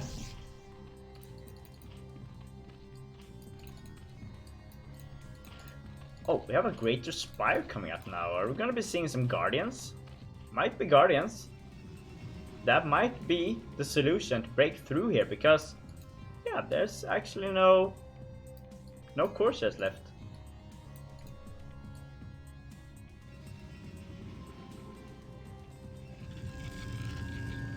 Okay, so we have a 2-2 upgrade now for this guy. Oh, and we have DTs! DTs in the main, and they have killed 9 drones. They've killed the Great Spire. They've killed the Queen's Nest. Whatever difference that makes, I don't know. And we have Zerglings getting on top of this army, and they're going for the expansion as well, and they're gonna kill all the cannons at least. Yes, they are. Look at the cannons going down to these Zerglings. They're actually almost cracklings. They're killing probes now. They're killing everything. They're coming from behind, killing the Dragoons. And they're killing so many probes. There's only 2 probes left. Oh my god. But we have another probe transfer here. He had a bit of a reserve put up here. But on the other side of the map, these DTs have made a lot of damage. And if they kill this spawning pool, which they are gonna do, once again, Teemic is gonna be without a spawning pool. That's what you get if you're sloppy in this game and don't kill off the units that you have in your base that is harassing you. You're gonna be punished. And now, well, the link push that was doing so much damage has been cancelled. And just look at this. LML reproducing all his cannons once again. But against cracklings, what good are they? So let's see now. What can Teemic do here? Well, he can always do like he always does. He can produce a shitload of drones. When his spawning pool goes down, build drones. How often do you see a Zerg player with more drones than the Protoss player has probes? Not often. Although he of course killed a lot of those probes here. But yeah, this doesn't happen that often. And he's going straight for those Templars, not knowing that there is actually a whole army here with Templars and Archons, and they have a very good upgrade, 3-2 upgrade, while the Zerglings is 2-3. The spawning pool is up again, but we don't see any production. We have a lot of minerals. Come on, Teemic, you can do this. Oh, you have an army in your base again.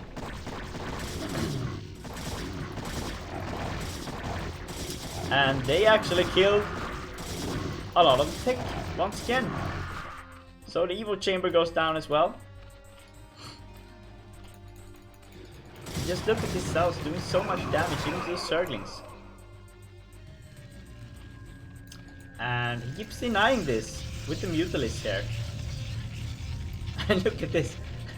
The Dragoons can't get in there. They can't get in and kill this. Oh, come on. No, not like this. You're doing so great up here. Yo, what's up, Agony? Mr. Hank. Alright, so we got the fighters. Let's do this. Let's do this, Teemic. We can do this. You got this. You need to do something. Alright, so you're making a lot of Overlords. Okay, so we have Reavers now. This is gonna make a huge difference when defending against Zerglings, of course. Here's the Greater Spire. We have a couple of Mutalisks here. But right now, nothing is happening in the blue base. It's just producing from this one and this one. But what about these guys? He has so much minerals. Why are there still larvas here? We need to start producing if we want to win this.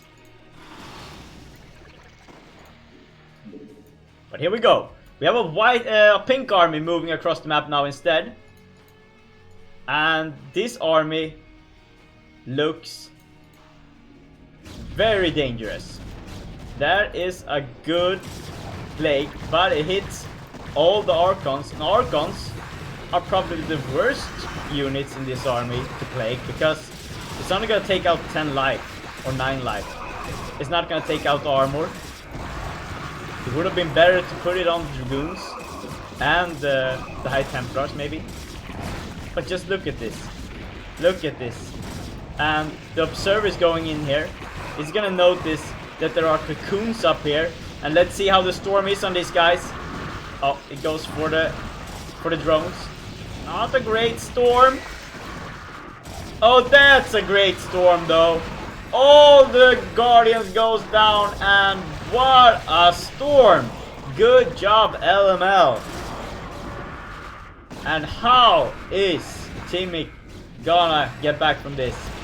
He even... Okay, so LML is storming his own units now.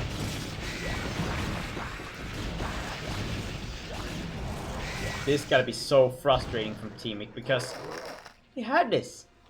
He was so close. He was so close here. Oh, he still has 2 lurkers up here, but they're gonna die. He's not defending. He's not moving any units towards this. He's not attacking. He's not countering. He's just waiting to die, it seems. And once again, spawning pool might go down. Well, he gets the Reaver. Finally some Zerglings moving in here. Reinforcements. But from the other side of the map, LML is also sending in reinforcements. Oh no, don't tell me he's producing drones again. He needs to start producing something else. He needs to do something else. Pralos is mined out in all his bases except for this one. He also has this one up, but he hasn't transferred anything to it yet. So...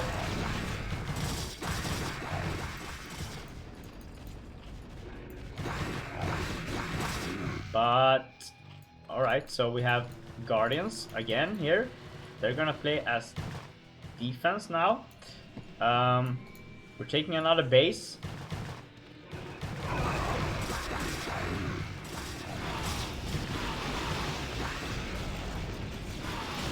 Okay, storming his own Templars. That is good for Teamic. Can he do this?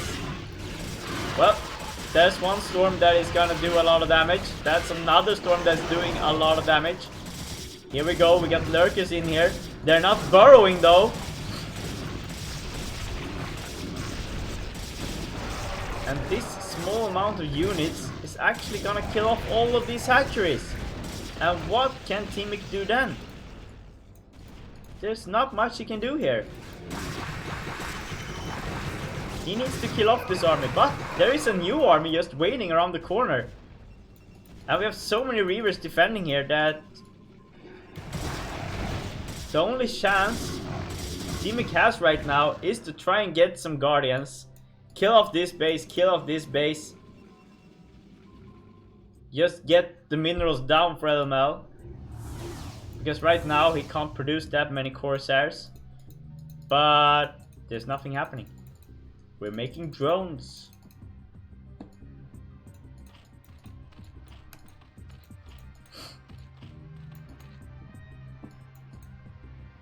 So here's a shuttle. Let's see what the shuttle can do.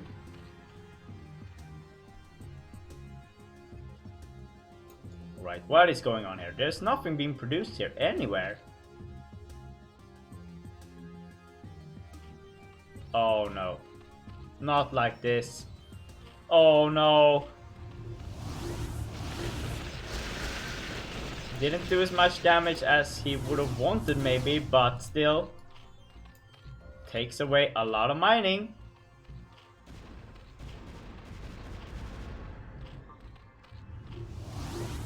Oh, good storm again! And now we have 4 drones mining here. Oh, we have another base over here, of course. But there's no units.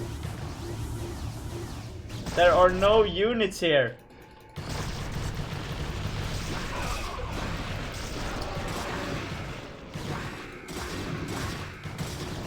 Well, that's a good plague. Hits the right units, but there's nothing to kill the units with. We have some hydrodiscs now. Oh, but this does not look good for teaming. Because we have another army here. And look at the mineral count for the LML right now. He has so many. Oh, why are we attacking here now? Well, this is weird. Of course, all the unit production is in this base. But it's not the unit production he needs to kill off. It's the mineral production. He needs to kill off the minerals. All the probes mining here. This gas is depleted. Oh, this does not look good for Mr. Timic. How is this gonna end? Well, nothing is being produced anywhere in the Navy base here. He's down on 100 APM. Feels like he's been giving up. We have Guardians over here. These are the only units left to defend. Nothing is being produced. He's gotta be so mad right now.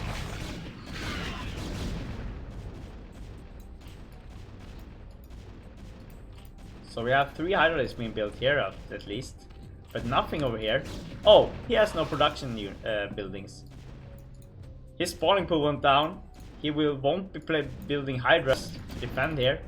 So most likely this base is gonna go down.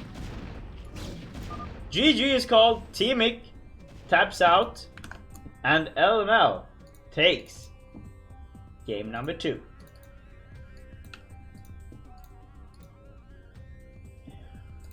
All right.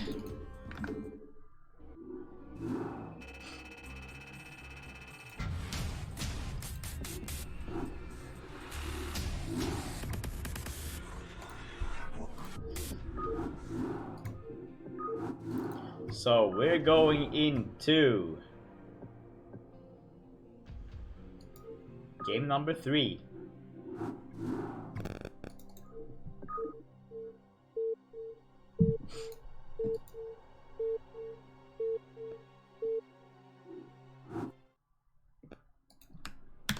Between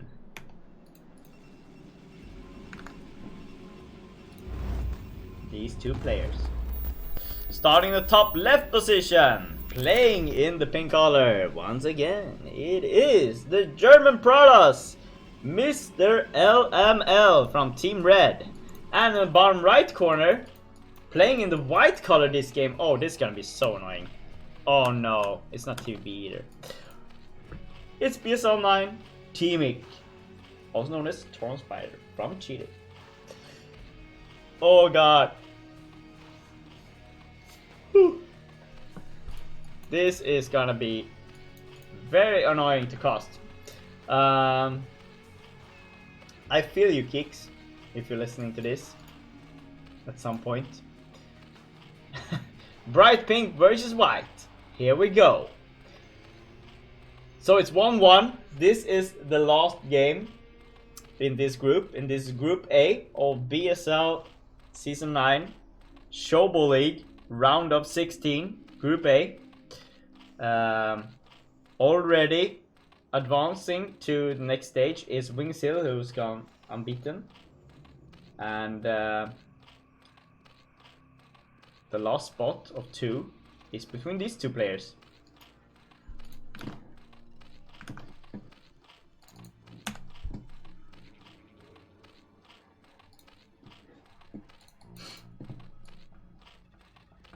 Oh, and look at this. Timic going for a 12 hatch. No, 11 hatch. That is something we haven't seen before from him. And on the other side of the map, LML is going for a 12 or an 11 Nexus. Alright, so we won't be having any aggression in the beginning like we had the other games.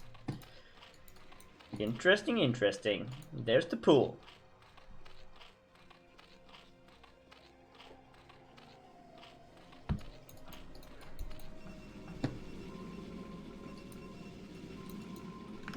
Alright people, so welcome to Agi TV if we have any new viewers. My name is Agi, I'm the leader of Team IRK and also one of the casters who casts BSL Chobo League every season. Usually I start to cast from round of 16.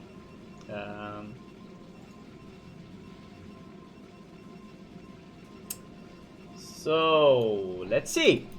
This is the last game of this group, as I said, and let's find out how this goes. Looks like a very good wall here from LML. We saw a different wall from Wingsil in the first series when he played with Alling. This looks like a far better SimCity. You have the opening here. You have you can place a cannon here and here and here, and you can place one here. So it's a far better opening than we saw in the first series on this map. So Elmer has done his homework. Once again, we see that Teamic is going for this early gas into early lair. Problem here is that LML got a probe in. He spots this, he scouts this, he knows that, okay, he's going for early lair. He won't be able to support or defend an early third base because of this. And now he's going for an extractor over here. So this looks like this is gonna be a mute to play this game. This can be very interesting to see how this looks. But if this probe gets in, oh, he sees the extractor. All right, Elmal now knows that this is 2 gas. He's gotta be thinking, okay, is this gonna be a Spire or is it gonna be lurker play? Well, there's no Hydras. No Hydroden. And here's the Spire. Come on, Spire. Spire. Spire away. It's a Spire. And we're producing drones. Yes, we are.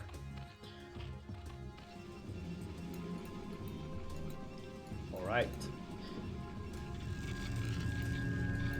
This is very interesting though, because we see a Citadel coming up here from LML. We don't see... Where is that? There is no Stargate. Oh no, we have a probe coming in here again!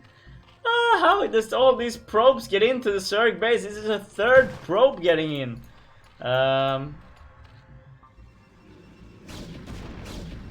We don't have a 2nd gas. We have a Citadel. We don't have gas for the Temporal Archives. How is he gonna defend against Mutalisks here? That's the big question. Now the tricky part here as a Zerg player is to not waste your larvas. You need to have those 6 larvas ready to go, and you need to have the supply account to support 6 Mutalisks. Right now we have 2 plus 2, but we don't have.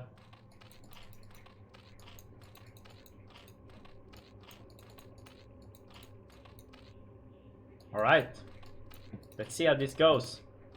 We're not going for any upgrades. Why aren't we building Mutalisks here?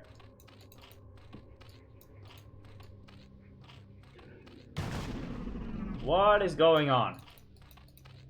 Why are we only building Mutalisks from one base? We have the cash, we have the supply. I'm wondering. On the other side of the map, this guy knows that, okay, this is Spire. There's no Hydroden anywhere. Let's go. So he goes. Here we go. 7 of these. We only have 3 Mutalisks. Plus 3 now. Finally.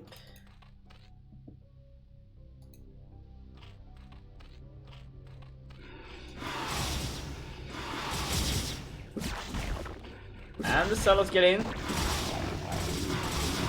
They have +1 as well. Look at this. They have +1. Which means they will get the sunken at least. This wall is gonna be so annoying.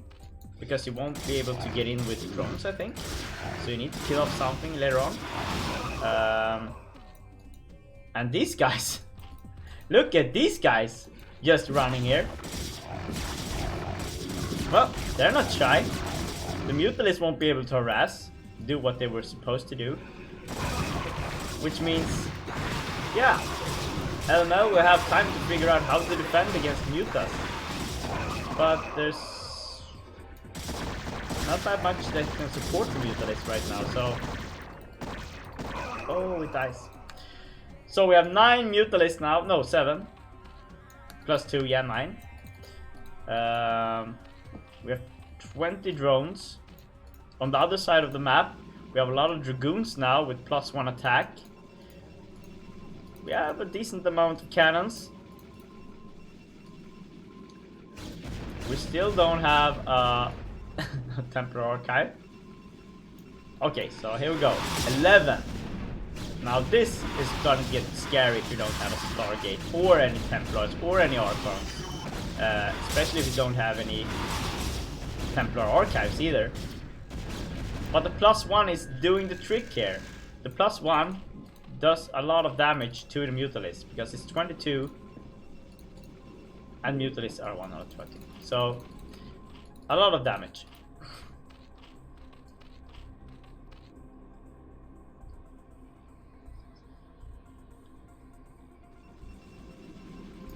And once you get that +1 armor, yeah, it's gonna be tricky for the Mutalisks here. Do we have... Nope, no upgrades yet.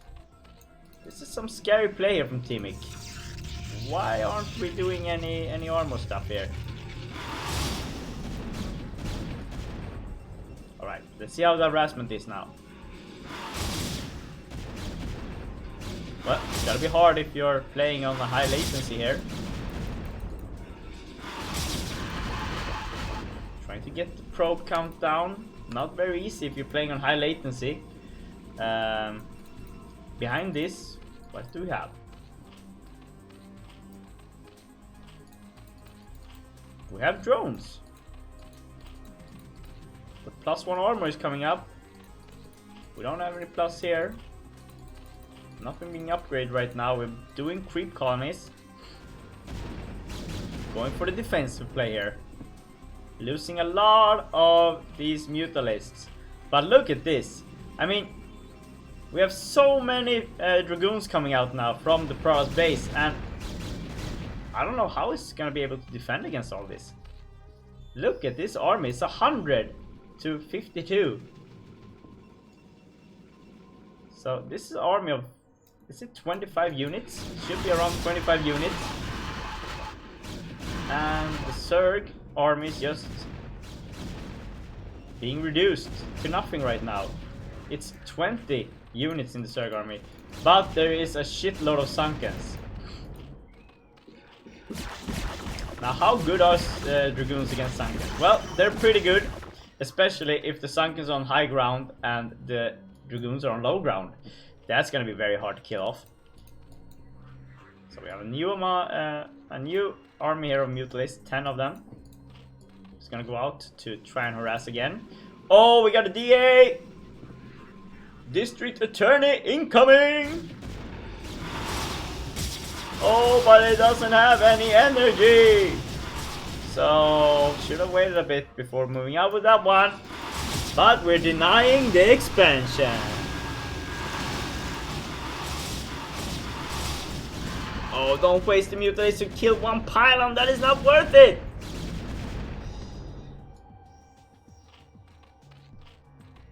Right, so how do we look here? Both players stacking up a lot of minerals right now. And Teamic won't be able to get out with anything here. The Hydras will be stuck. Lynx can get out. Hydras will be stuck. Lurkers will be stuck. Drones is stuck. Right, so we have the Mutalisk in the Pros base. We have to watch the map here, the mini-map, to see if there's some strange movement, because the colors aren't right. Alright, so is he gonna get the robotics? There's no storms. There's Dragoons moving out of the base, while Dragoons moving into the base. So they get stuck here. So the robotics goes down. The Mutalisk can go to another place, destination, and keep harassing if they want. Right, so we have Hydralisk now. Do we have the... Okay, so we're going for speed. Do we have the Lurker upgrade? I'm not sure. So we have 12 Mutalisks now moving in towards this base.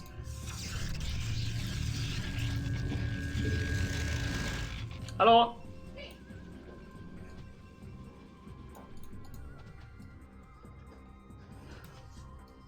Right, so let's see how this harassment goes. Meanwhile, the Protoss army has moved across the map and is moving backwards.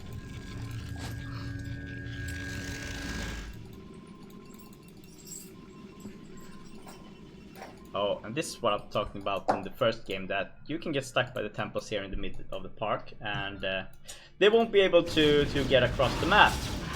So let's see if we can kill off the Templars here. No, we can't. Yeah, we get one of them. But we're losing a lot of those Mutalisks now. But look at these Templars going down. Don't we have... Oh, we don't have Storm! That's why. Bummer. LML missing an upgrade once again in the game. Just like he missed the range against Wingseal. Oh my god, losing all those Templars, but he killed a lot of Mutalisks. So I guess the mineral and gas waste for both players got pretty equal in the end of the day. Right, so we have a split map now. Oh, cool. Timic taking these two expansions that are island expansions. Will be very hard for Pros play to kill off without... Oh, we have the robotics up again. Okay.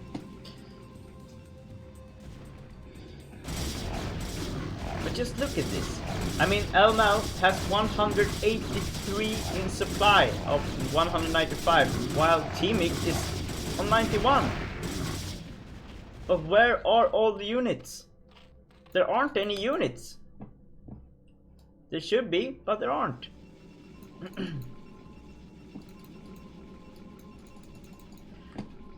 Meanwhile, LML is taking another base.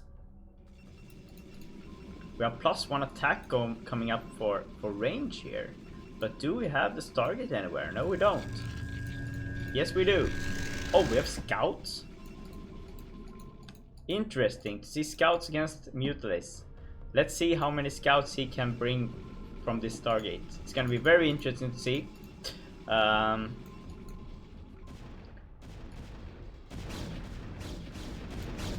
Alright, so we're killing up the temple in the middle of the park now, so Pros can move freely across all the map. This is gonna be so hard for the Zerg player to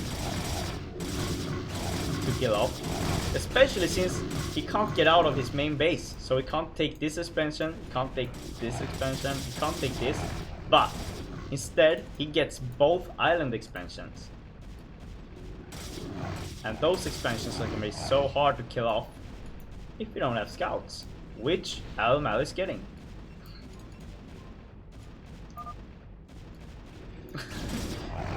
And now we're talking about stupid temples, of course, but you could also use all your units to attack them. Right now we have a lot of idle dragoons here, and a lot of idle cells, so need to start attacking. And the Pros player is just copying the Zerg strategy here, because Well, both players, or at least the Paras players, is supplied, has limit now, so we can't produce any more units. So why not waste your minerals on building just a lot of cannons? And yeah, the Zerg player is doing the same thing. He's making more creep colonies, and he's making guardians. Oh, look at this! The observers now scouts the base here. And we got scouts.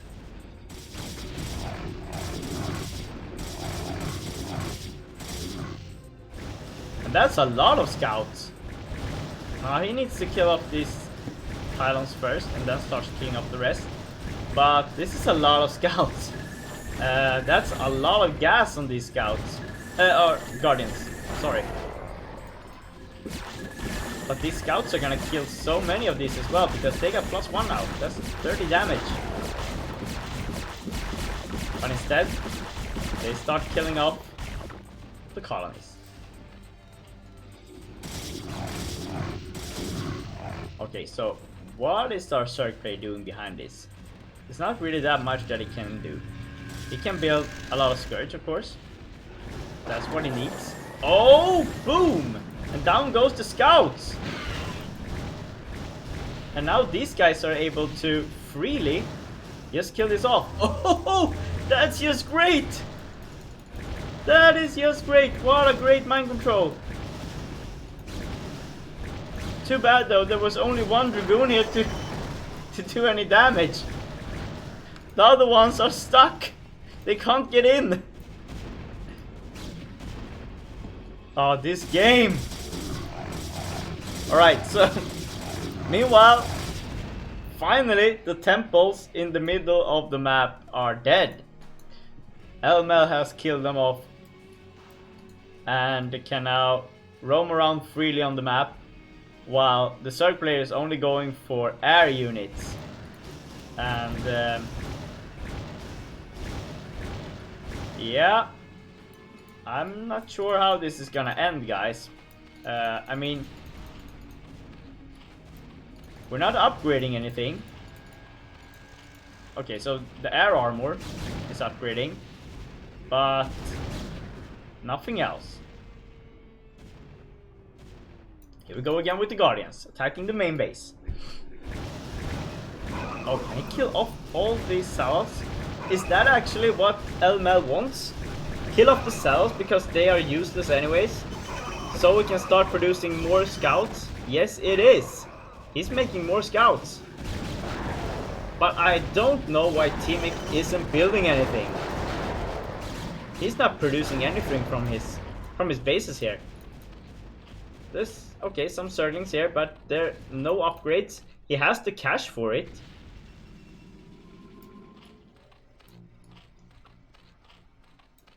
Okay, so we have Defilers now, but we don't have any units to support the Defilers.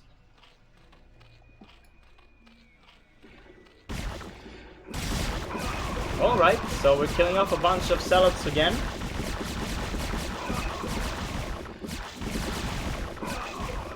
That's a lot of Zealots. Why aren't they attacking? I could just go for this. Kill as much as they can. They have the upgrades for it. So they're getting 2 at least. Can they get some more? Yes, they can. This is so many Sankans. What the hell? Alright, so Elmel now down on 118 supply.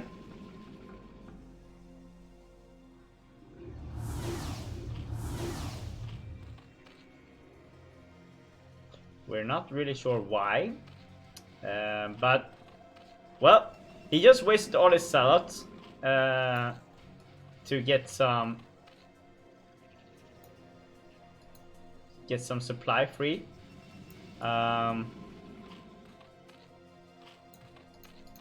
The problem here is that now he doesn't have any Zealots to defend with. And behind all of this, Teamic, well, oh, where are the Defilers? Oh my god! Why would you drop all of these units against Dragoons if you don't gonna drop the Defilers? They can't get out anyways. Ah, bummer. Alright, so the thing here is that now LML knows that, okay, Timic is gonna just stay inside his base and try and drop.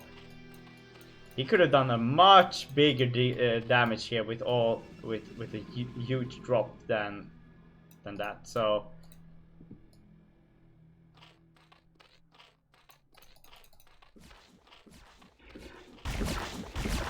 he needs to get something else here.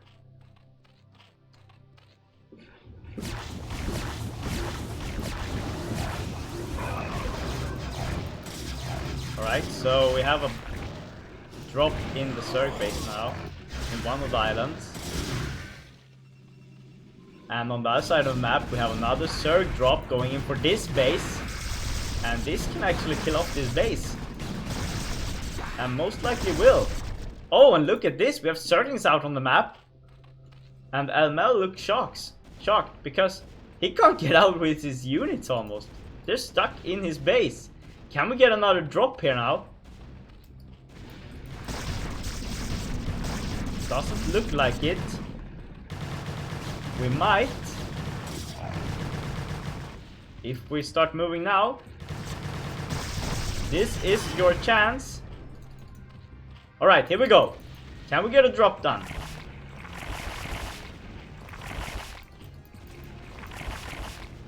Finally. We get the Defilers with us. Here we go. Here we go. The entire Protoss army is on the other side of the map, and this is the worst part about this map, that, well, with Protoss, if you build a wall, you want to actually almost erase everything just to get in your base if you get all these drops. Here we go. So we can now deny... No, not there. Okay, come on. One more. One more. One more now. There we go. Here we go. I can't change the colors because it's gonna look like this. They're not playing on TVB. Sorry, Finn. Yeah, I know. Oh, look at this. Now the Protoss army is trying to get in here, but they can't. They're like, nah. Sorry, master.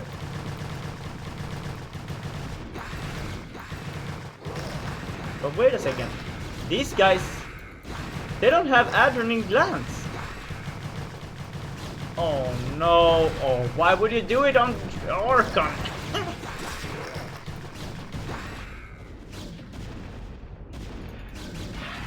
Alright, so one plague on the Archon kills 7 life. Once again, you don't need to put it on the Archons.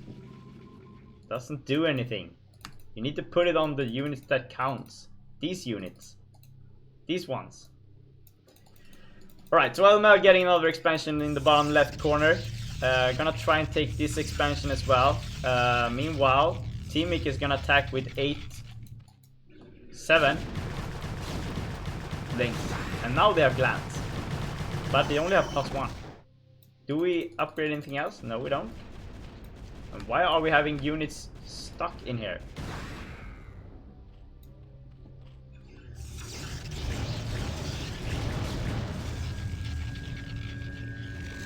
Alright, so a new wave of links going in here. And I'm not sure why we're attacking with so few links. This is like 5 links here, 5 links there. You have 1 million of them. You can do this. Yeah, they're stuck. Come on, guys, we gotta focus now. Come here. Right, so that was a pretty good storm. Well, these guys are gonna do a lot of damage, and they have the +2 carapace, so. But these guys are gonna clean these guys up pretty easy. I bet he didn't expect a bunch of Corsairs coming in. So maybe now is the time to change strategy here. I don't think Guardians and Zerglings are gonna be the best way to go around this.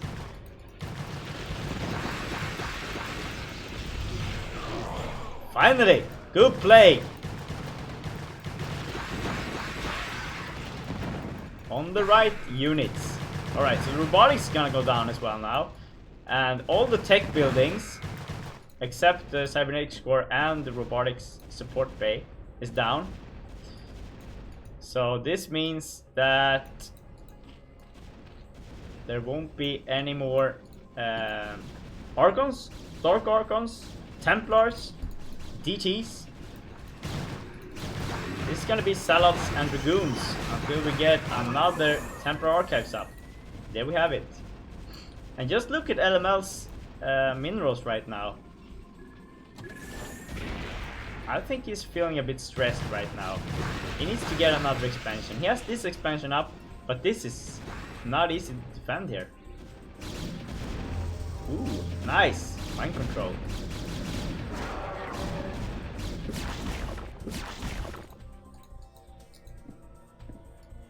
Okay, we still have 1 million Zerglings in the main base. Just standing there. So we're gonna be seeing another drop, most likely.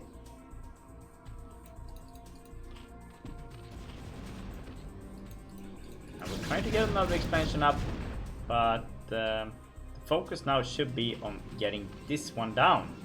And this one especially.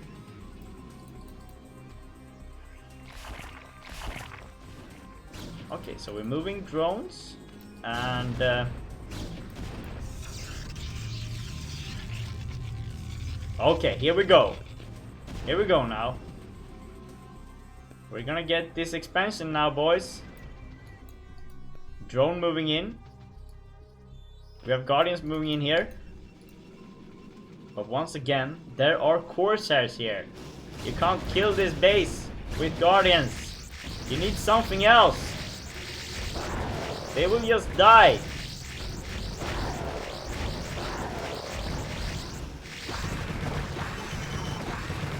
If you get this Archon down, it's gonna be good. Then you just need to do Zerglings. Come on now, you can do this. Right, so we have a Defiler here. And it devours himself. Not good. Here we go, Teamic. You can do this. Still 2-1 upgrade. So all this cash. The goons are melting anyways.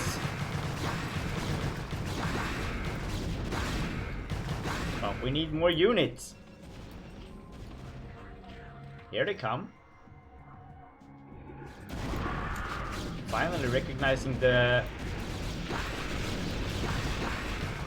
all of them. Oh no. Bomber. Alright, here we go.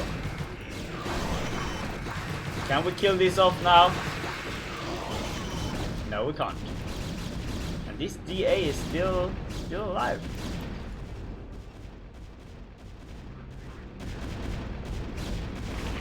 So now the focus should be here.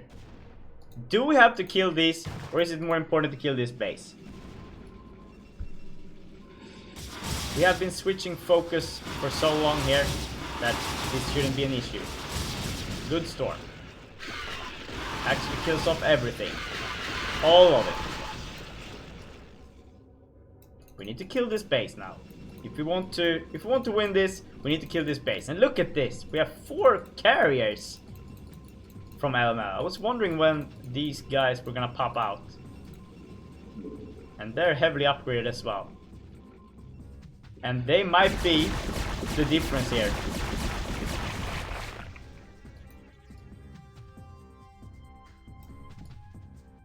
Okay. So every time it feels like Teamic has the upper hand, he's like just waiting a tiny bit too long and letting LML back into the game.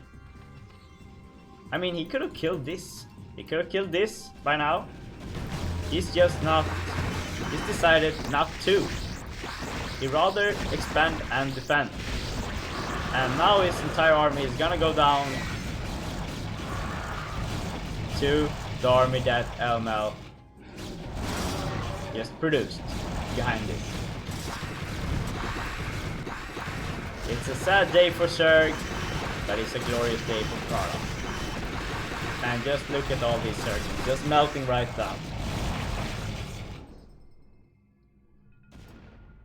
So what can we do now? Well, we can keep attacking these, trying to kill them off, and doing Plague on Archons, still not as efficient as doing Plague on other units.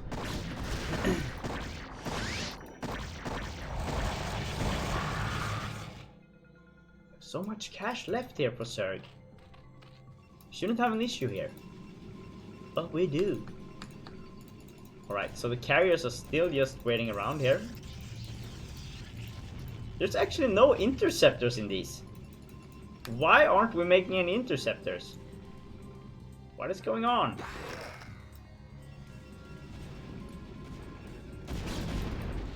Another plague? They're already plagued. You don't need to plague them anymore. You can't plague them to death.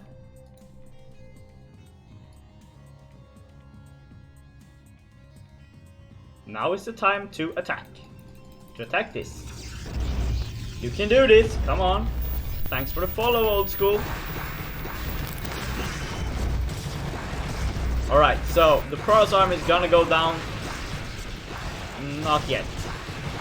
But very soon. Very soon. Very soon.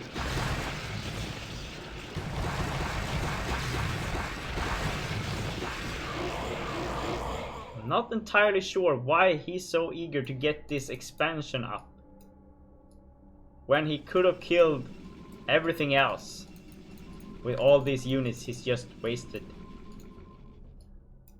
To these guys. Look at the kill amount of these guys. It's crazy. And now we have carriers. And they won't stop for anything. So I think this is it, guys. How do we kill this with Zerglings? Won't be an easy task.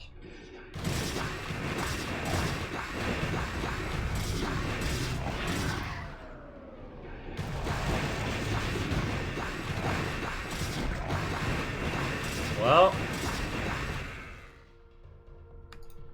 alright, so we have the plague on them at least, but what's going on now? We're not moving. Just gonna stand here, right? Okay, fine. Both players very eager to expand, not so eager to finish this off.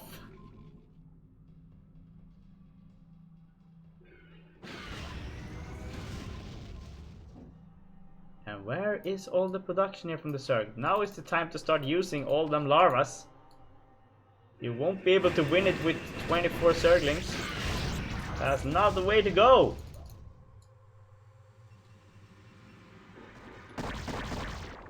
Did all the carriers just die?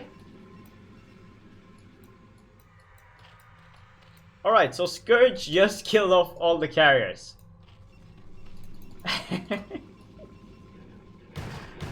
This game, guys. What is happening here?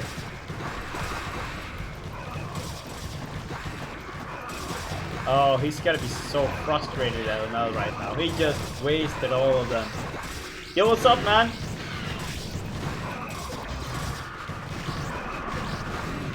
Yeah, we gotta see that. They all died to a bunch of Scourge. And now all the Corsairs are gone as well. Oh my god. The thing is, Teemic is all mined out soon. And he has like... Oh, he's going for Mutalisks? Well, now is a great time for Mutalisks. Because there's nothing to defend against them.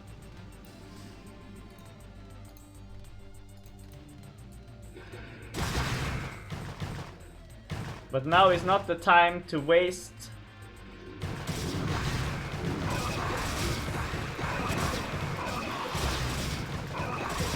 All your Zerglings.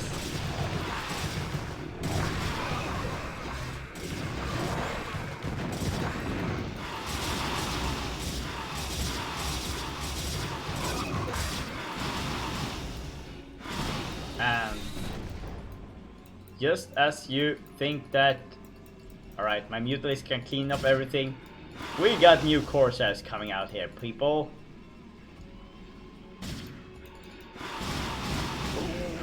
All those guys goes down. Alright, so what upgrades do we have on these guys? +2. Well, gonna be hard for these guys to kill off the Corsairs, especially with +3 plasma shield.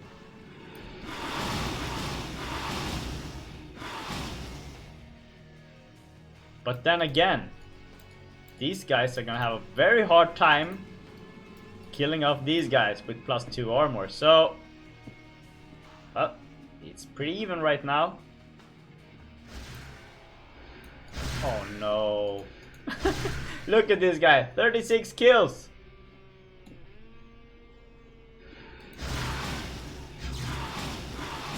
$37.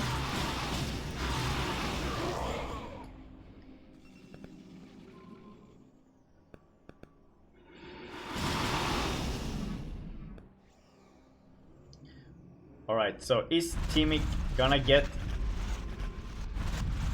this expansion? Yes, he is. This is Monte Cristo.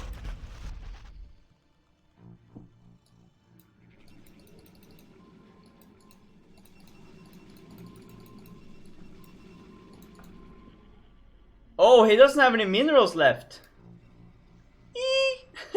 He can't build a hatchery. He only have 100 minerals. Oh no!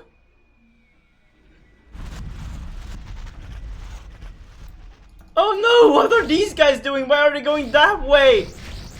Oh, he's gonna be like, oh, fuck my life.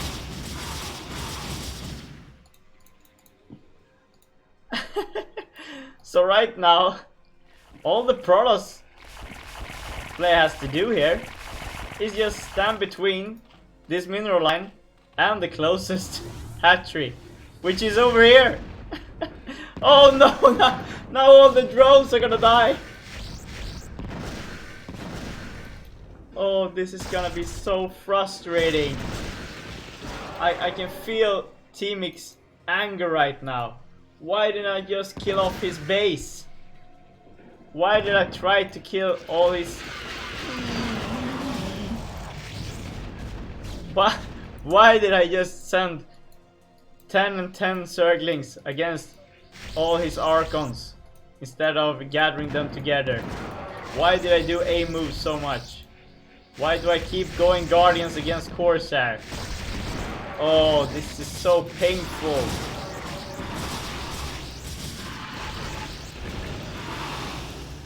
And the storms are just ravaging everything. Every game here from Elma. They're killing everything, and now the last lurker is going down. There's nothing Teamic can do right now. And I guess this is when you can become... Yes, it is. Oh no! And down goes the last Defiler as well. What a waste.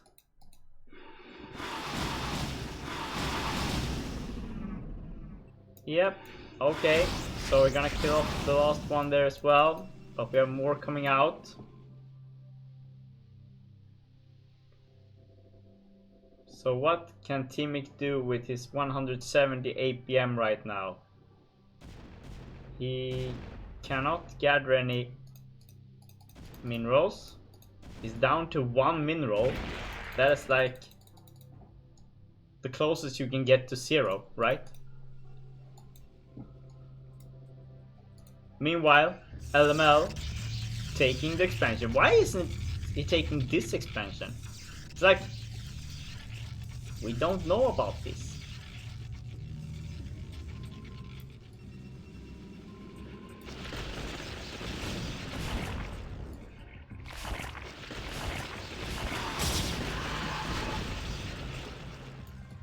Okay, so Teamic is taking this expansion instead.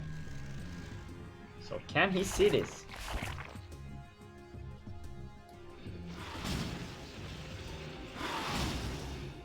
He should be able to see some drones coming now. Yep. Oh no! What? What are they doing? They're going for this hatchery. Oh my god!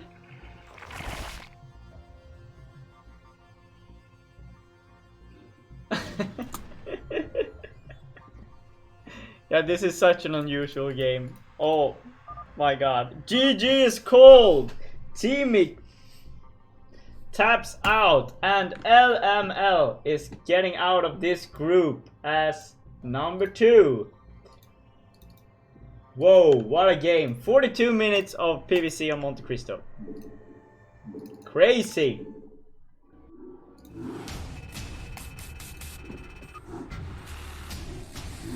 Okay, so I'm betting if Teamic was watching that replay after those series that he was gonna hit his head, because oh my god, he has so many chances to win that series.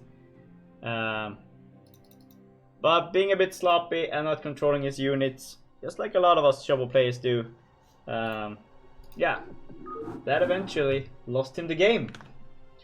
So I'm gonna just check here. We went for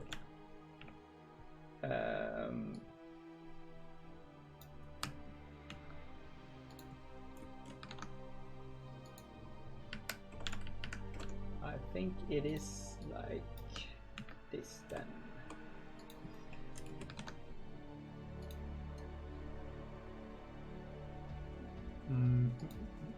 He went 0-2 and he went 1-2.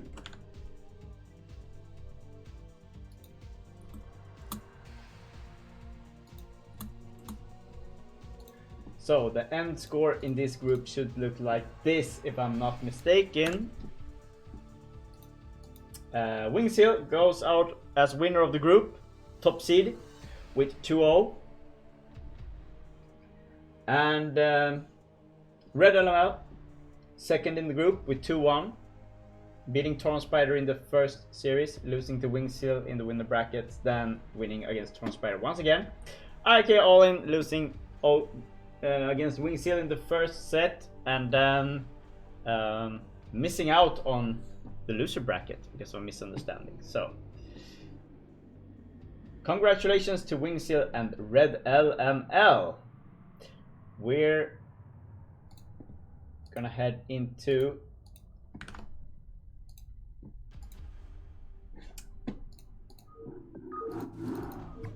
Group D now, and it's gonna be set 1, game 1.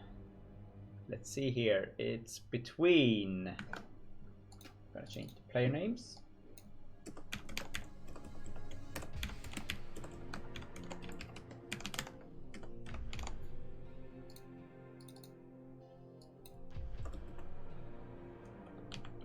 QP Nets.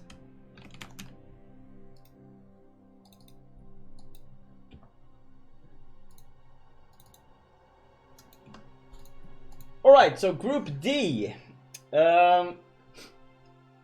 with 4 players, of course, from Team IRK, Mr. Father, and from Team AQP, if I'm not mistaken, it's Nets. From a former clan leader of EF, it's King Toss, and from Team Ash, it's gonna be the Polish Zerg player, old school player, Mr. Shad.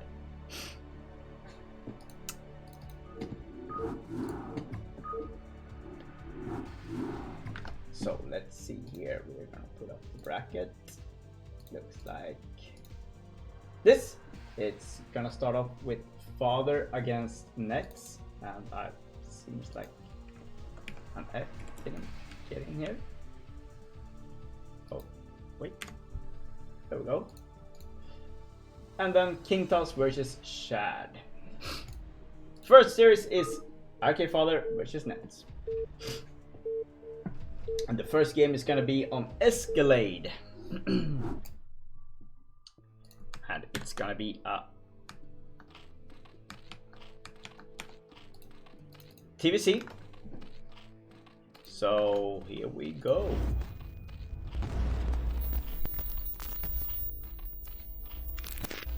Is that right? I think it says IK Father versus AQP Nets. Starting in the top right corner, playing in the magenta color, it is gonna be AQP's Nets. And in the bottom left corner, playing for Team IRK in the yellow color, is gonna be the Terran Father.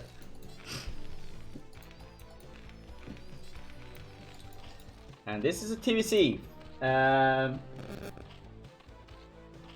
Important to mention here is that Father is actually the only Terran player left in Chobo League, in the top 16. All other players are Zerg players. So we have 6, 7 Prowesses. We have 5, 6, 7, 8 Zerg players and 1 Terran.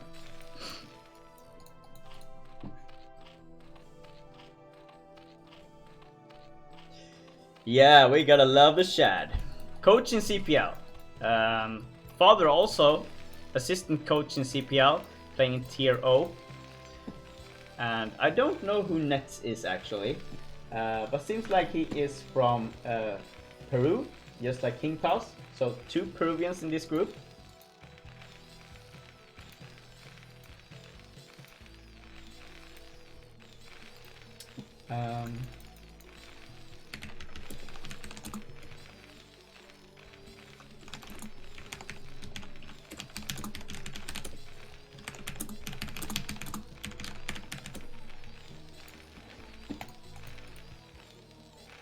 Yeah, I think he's from Peru. It says he's from Peru.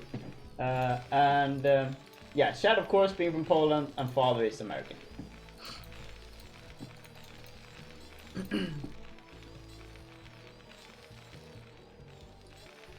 Right, so Father going for 2 supply depots in base here, along with the barrack. Is this gonna be a tech build? Interesting style of play here. Interesting style of scout as well. This is very weird. He's scouting down to the right, nothing there.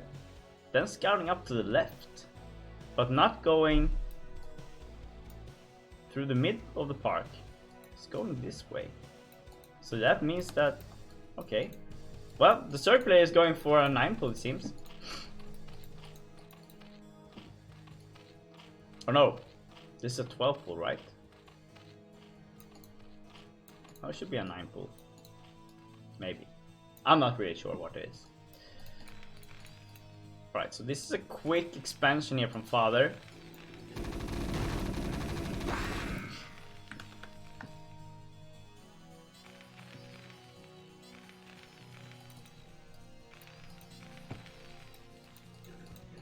Father now finally finding Zerg play here, knowing that there is an expansion, that there is a bunch of Zerglings out on the map.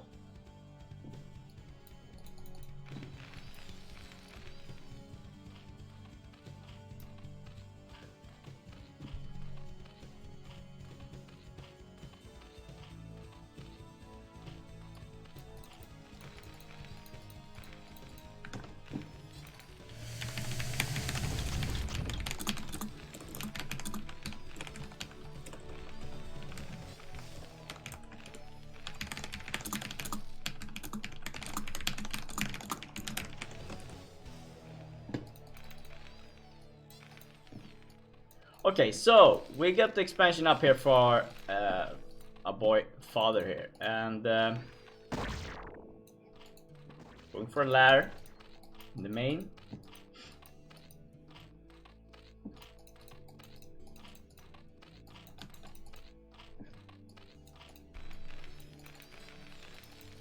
So this is not a mech play. It's gonna be 2 barracks. We're going into bio. Which I know Father is very good at.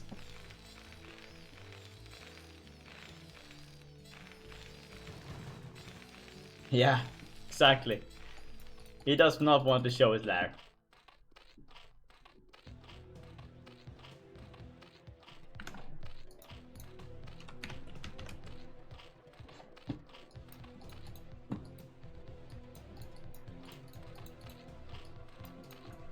Alright, so...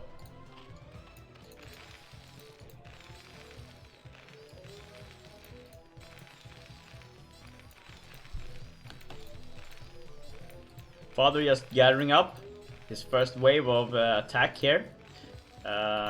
Getting the 2 medics, gonna start moving out now. Gonna push to make the Zerg waste some drones just to build some sunkens here. And then hopefully be able to deny any form of expansion from the Zerg player.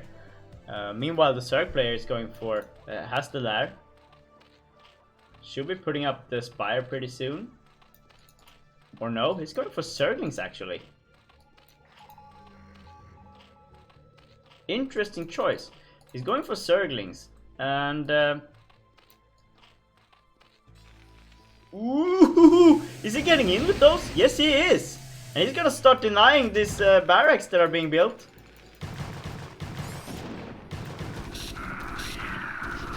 Oh, that's gotta be annoying. Having a bunch of Zerglings in your base. Well, doesn't get any kills. But he has not built a Spire yet. There's the Spire. Very late. Can he defend against this? That's the big question. Now, Father just started with a +1.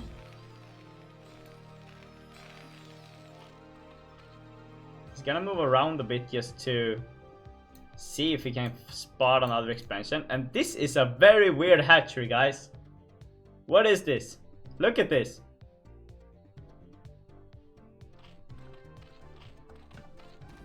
We're building a hatchery up here. That is weird. That is cool, but very weird. But he wants this gas. He don't. He doesn't need the minerals in the beginning. He just want the 3rd gas, and he would most likely get it. Because there's no way that Father is gonna scout this one. That is like what you did back in the old days when you were like scouting or trying to expand, but your opponent was denying all the time, so you're like putting it in a weird place like here or something, just to get some drones mining here. But yeah, mostly on mineral only, and of course on maps like Lost Temple. Trias Mute are gonna be very strong on this map, especially since you can get it like hidden like this. It's gonna be very good. But we're going Hydras, so there's no Mutas coming up here. There's gonna be Lurkers instead. So it's gonna be 3 gas Lurker play. This is insane, guys. It's like we're trying to figure out what these players are doing. We just can't. We have no idea what they're doing. Okay, so is this gonna be a Lurker drop?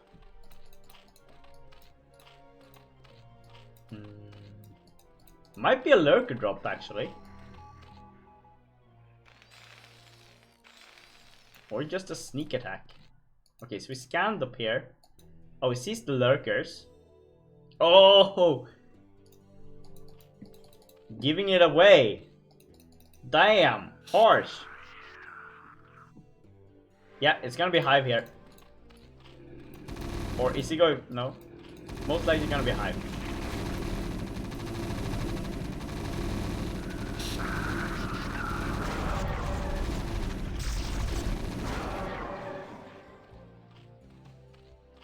And he's like, oh, what the fuck? There's nothing here. Yeah, it is. Oh, and he's not mining from the gas either. He built the hatchery here to farm minerals. This is so weird, guys. That is like the safest second expansion in CVT I've ever seen. Too bad he gave it away with the Lurkers in the choke.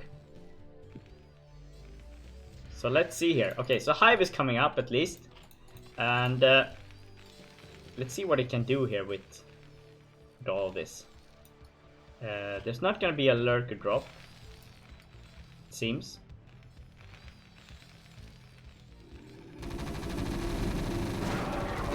Whoops. Oh, where is Father Station now? It's not where it should be. Oh my god. So many kills for these lurkers. Alright, so Father moving across the map now. Is he gonna be able to actually attack? Where is he scanning? We don't really know. Alright. So he has contained the Terran. The factory is flying, so there won't be any tanks here. Oh, he's losing so many units to these lurkers. There's so many high and low grounds here on this map, so it's so hard to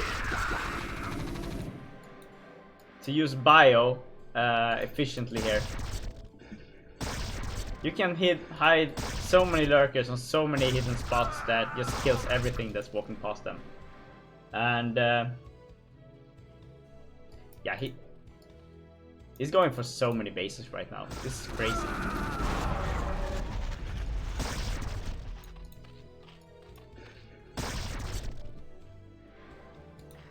But this is some seriously sick play from Nets, actually.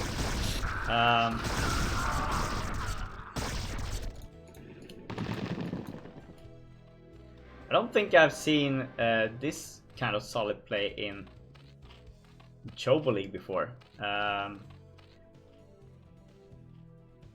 This is crazy. This is like everything is moving perfectly. And down goes all the bio. So right now, Father needs to try and kill off this containment and be able to get out, but he needs tanks or a lot of vessels.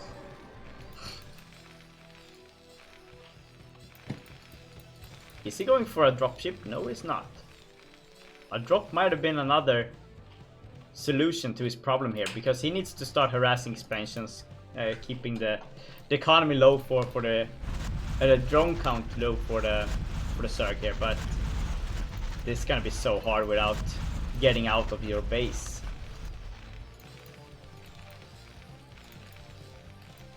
We have defilers now, and with defilers, it's gonna be a walk in the park for the Zerg to just get in here now.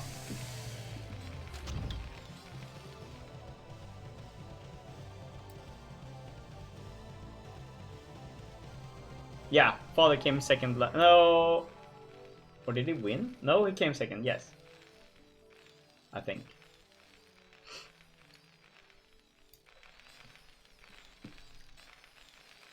Right, so let's check this out. This is how it looks, guys. We get the Defiler moving in now.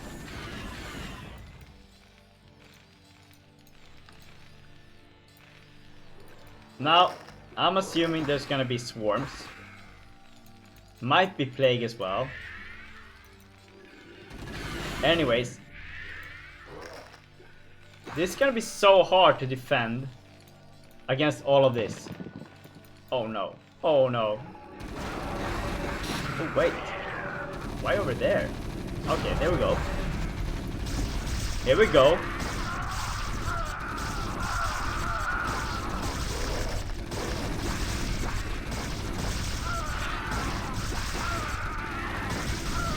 That is some seriously good play here from our Zerg player. This is like crazy.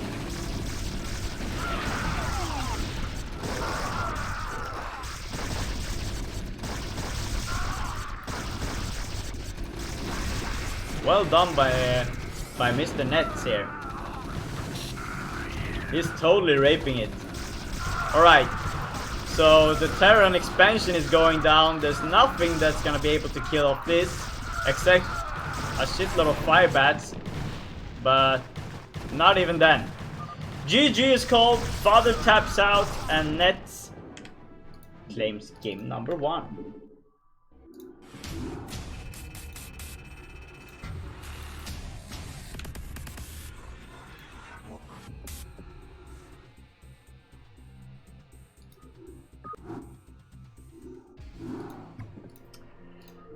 Right, So let's move into game number 2. It's gonna be on Monte Cristo.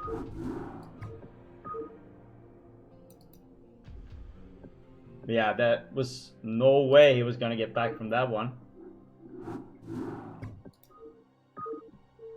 Second game, Monte Cristo.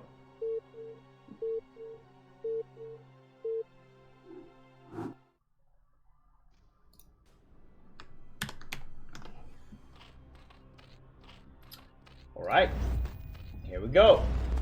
So Nets being 1-0 up against Father. And this is Monte Cristo. We've seen it a lot today. We just recently saw it in a 42-minute PVC. That was just crazy.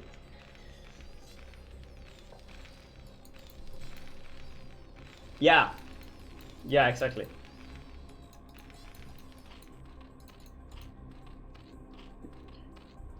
Alright, so starting in the top left corner, playing in the green color this game, is gonna be AQP's Nets from Peru.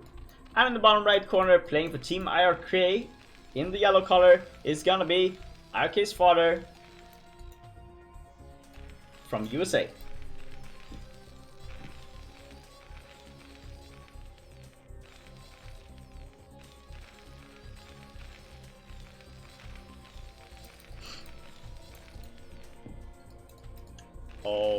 Okay, look at this. We have a Barra coming up. Is this gonna be a BBS from Father? It's a wall at least. We have an overpool here from Nets.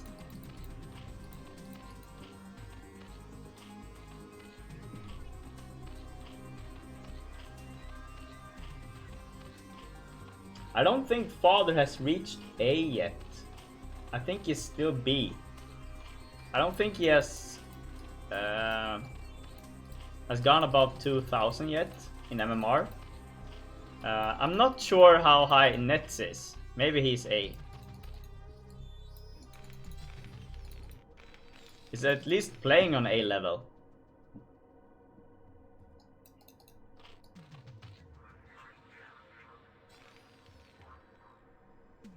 Alright, so what is Father's tactic here? He's gonna go up here.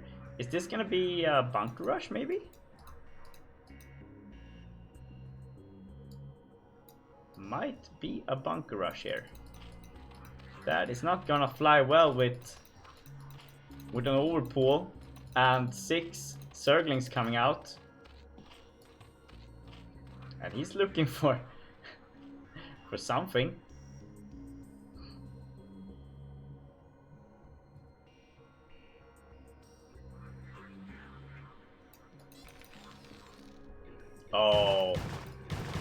Oh no. I believe this is gonna be a short game. Yes, it is. GG is called. Father taps out. And Mr. Nets takes game number 2. Whoa. That was a quick one.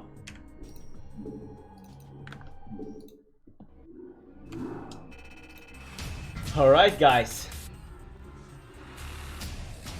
Yeah, 3 minute carries. Well, I have an announcement to make though. Oh, thanks Logan for the subscription. Thank you very much. Anyways, back to the group. Well, so Father lost this series 2-0 to Nets. Now it's like this. King Toss did not show up in this group, so Shad got a walkover win here, and I'm not done yet.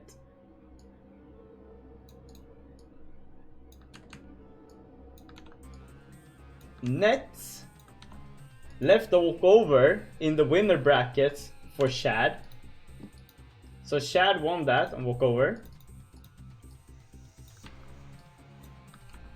Since King Toss didn't show up, Father gets the victory, and Nets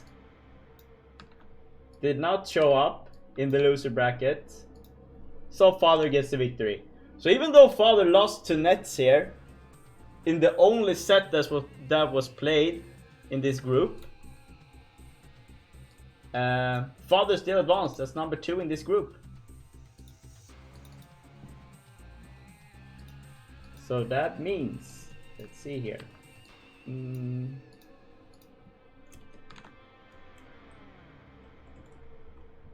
Standings should be like this. 2-0 Shad.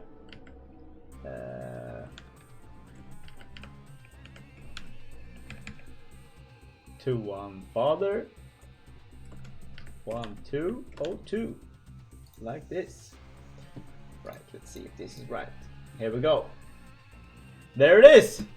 So, Group D had one set played out, and Shad and Father came out as winners of this group.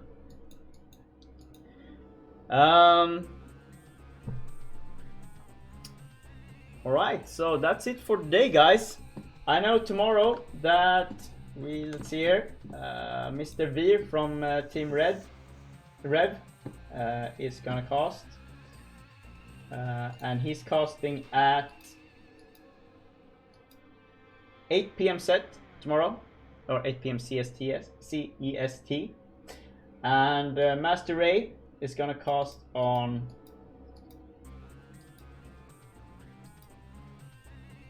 Cat's Paw is gonna cast on, what day is that? It's gonna be on Friday at 7 PM CEST. So tune in for those casts as well. I will post the schedule here.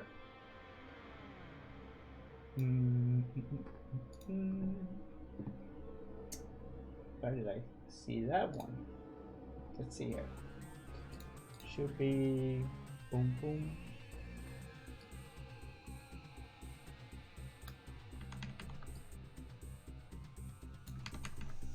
Here you go.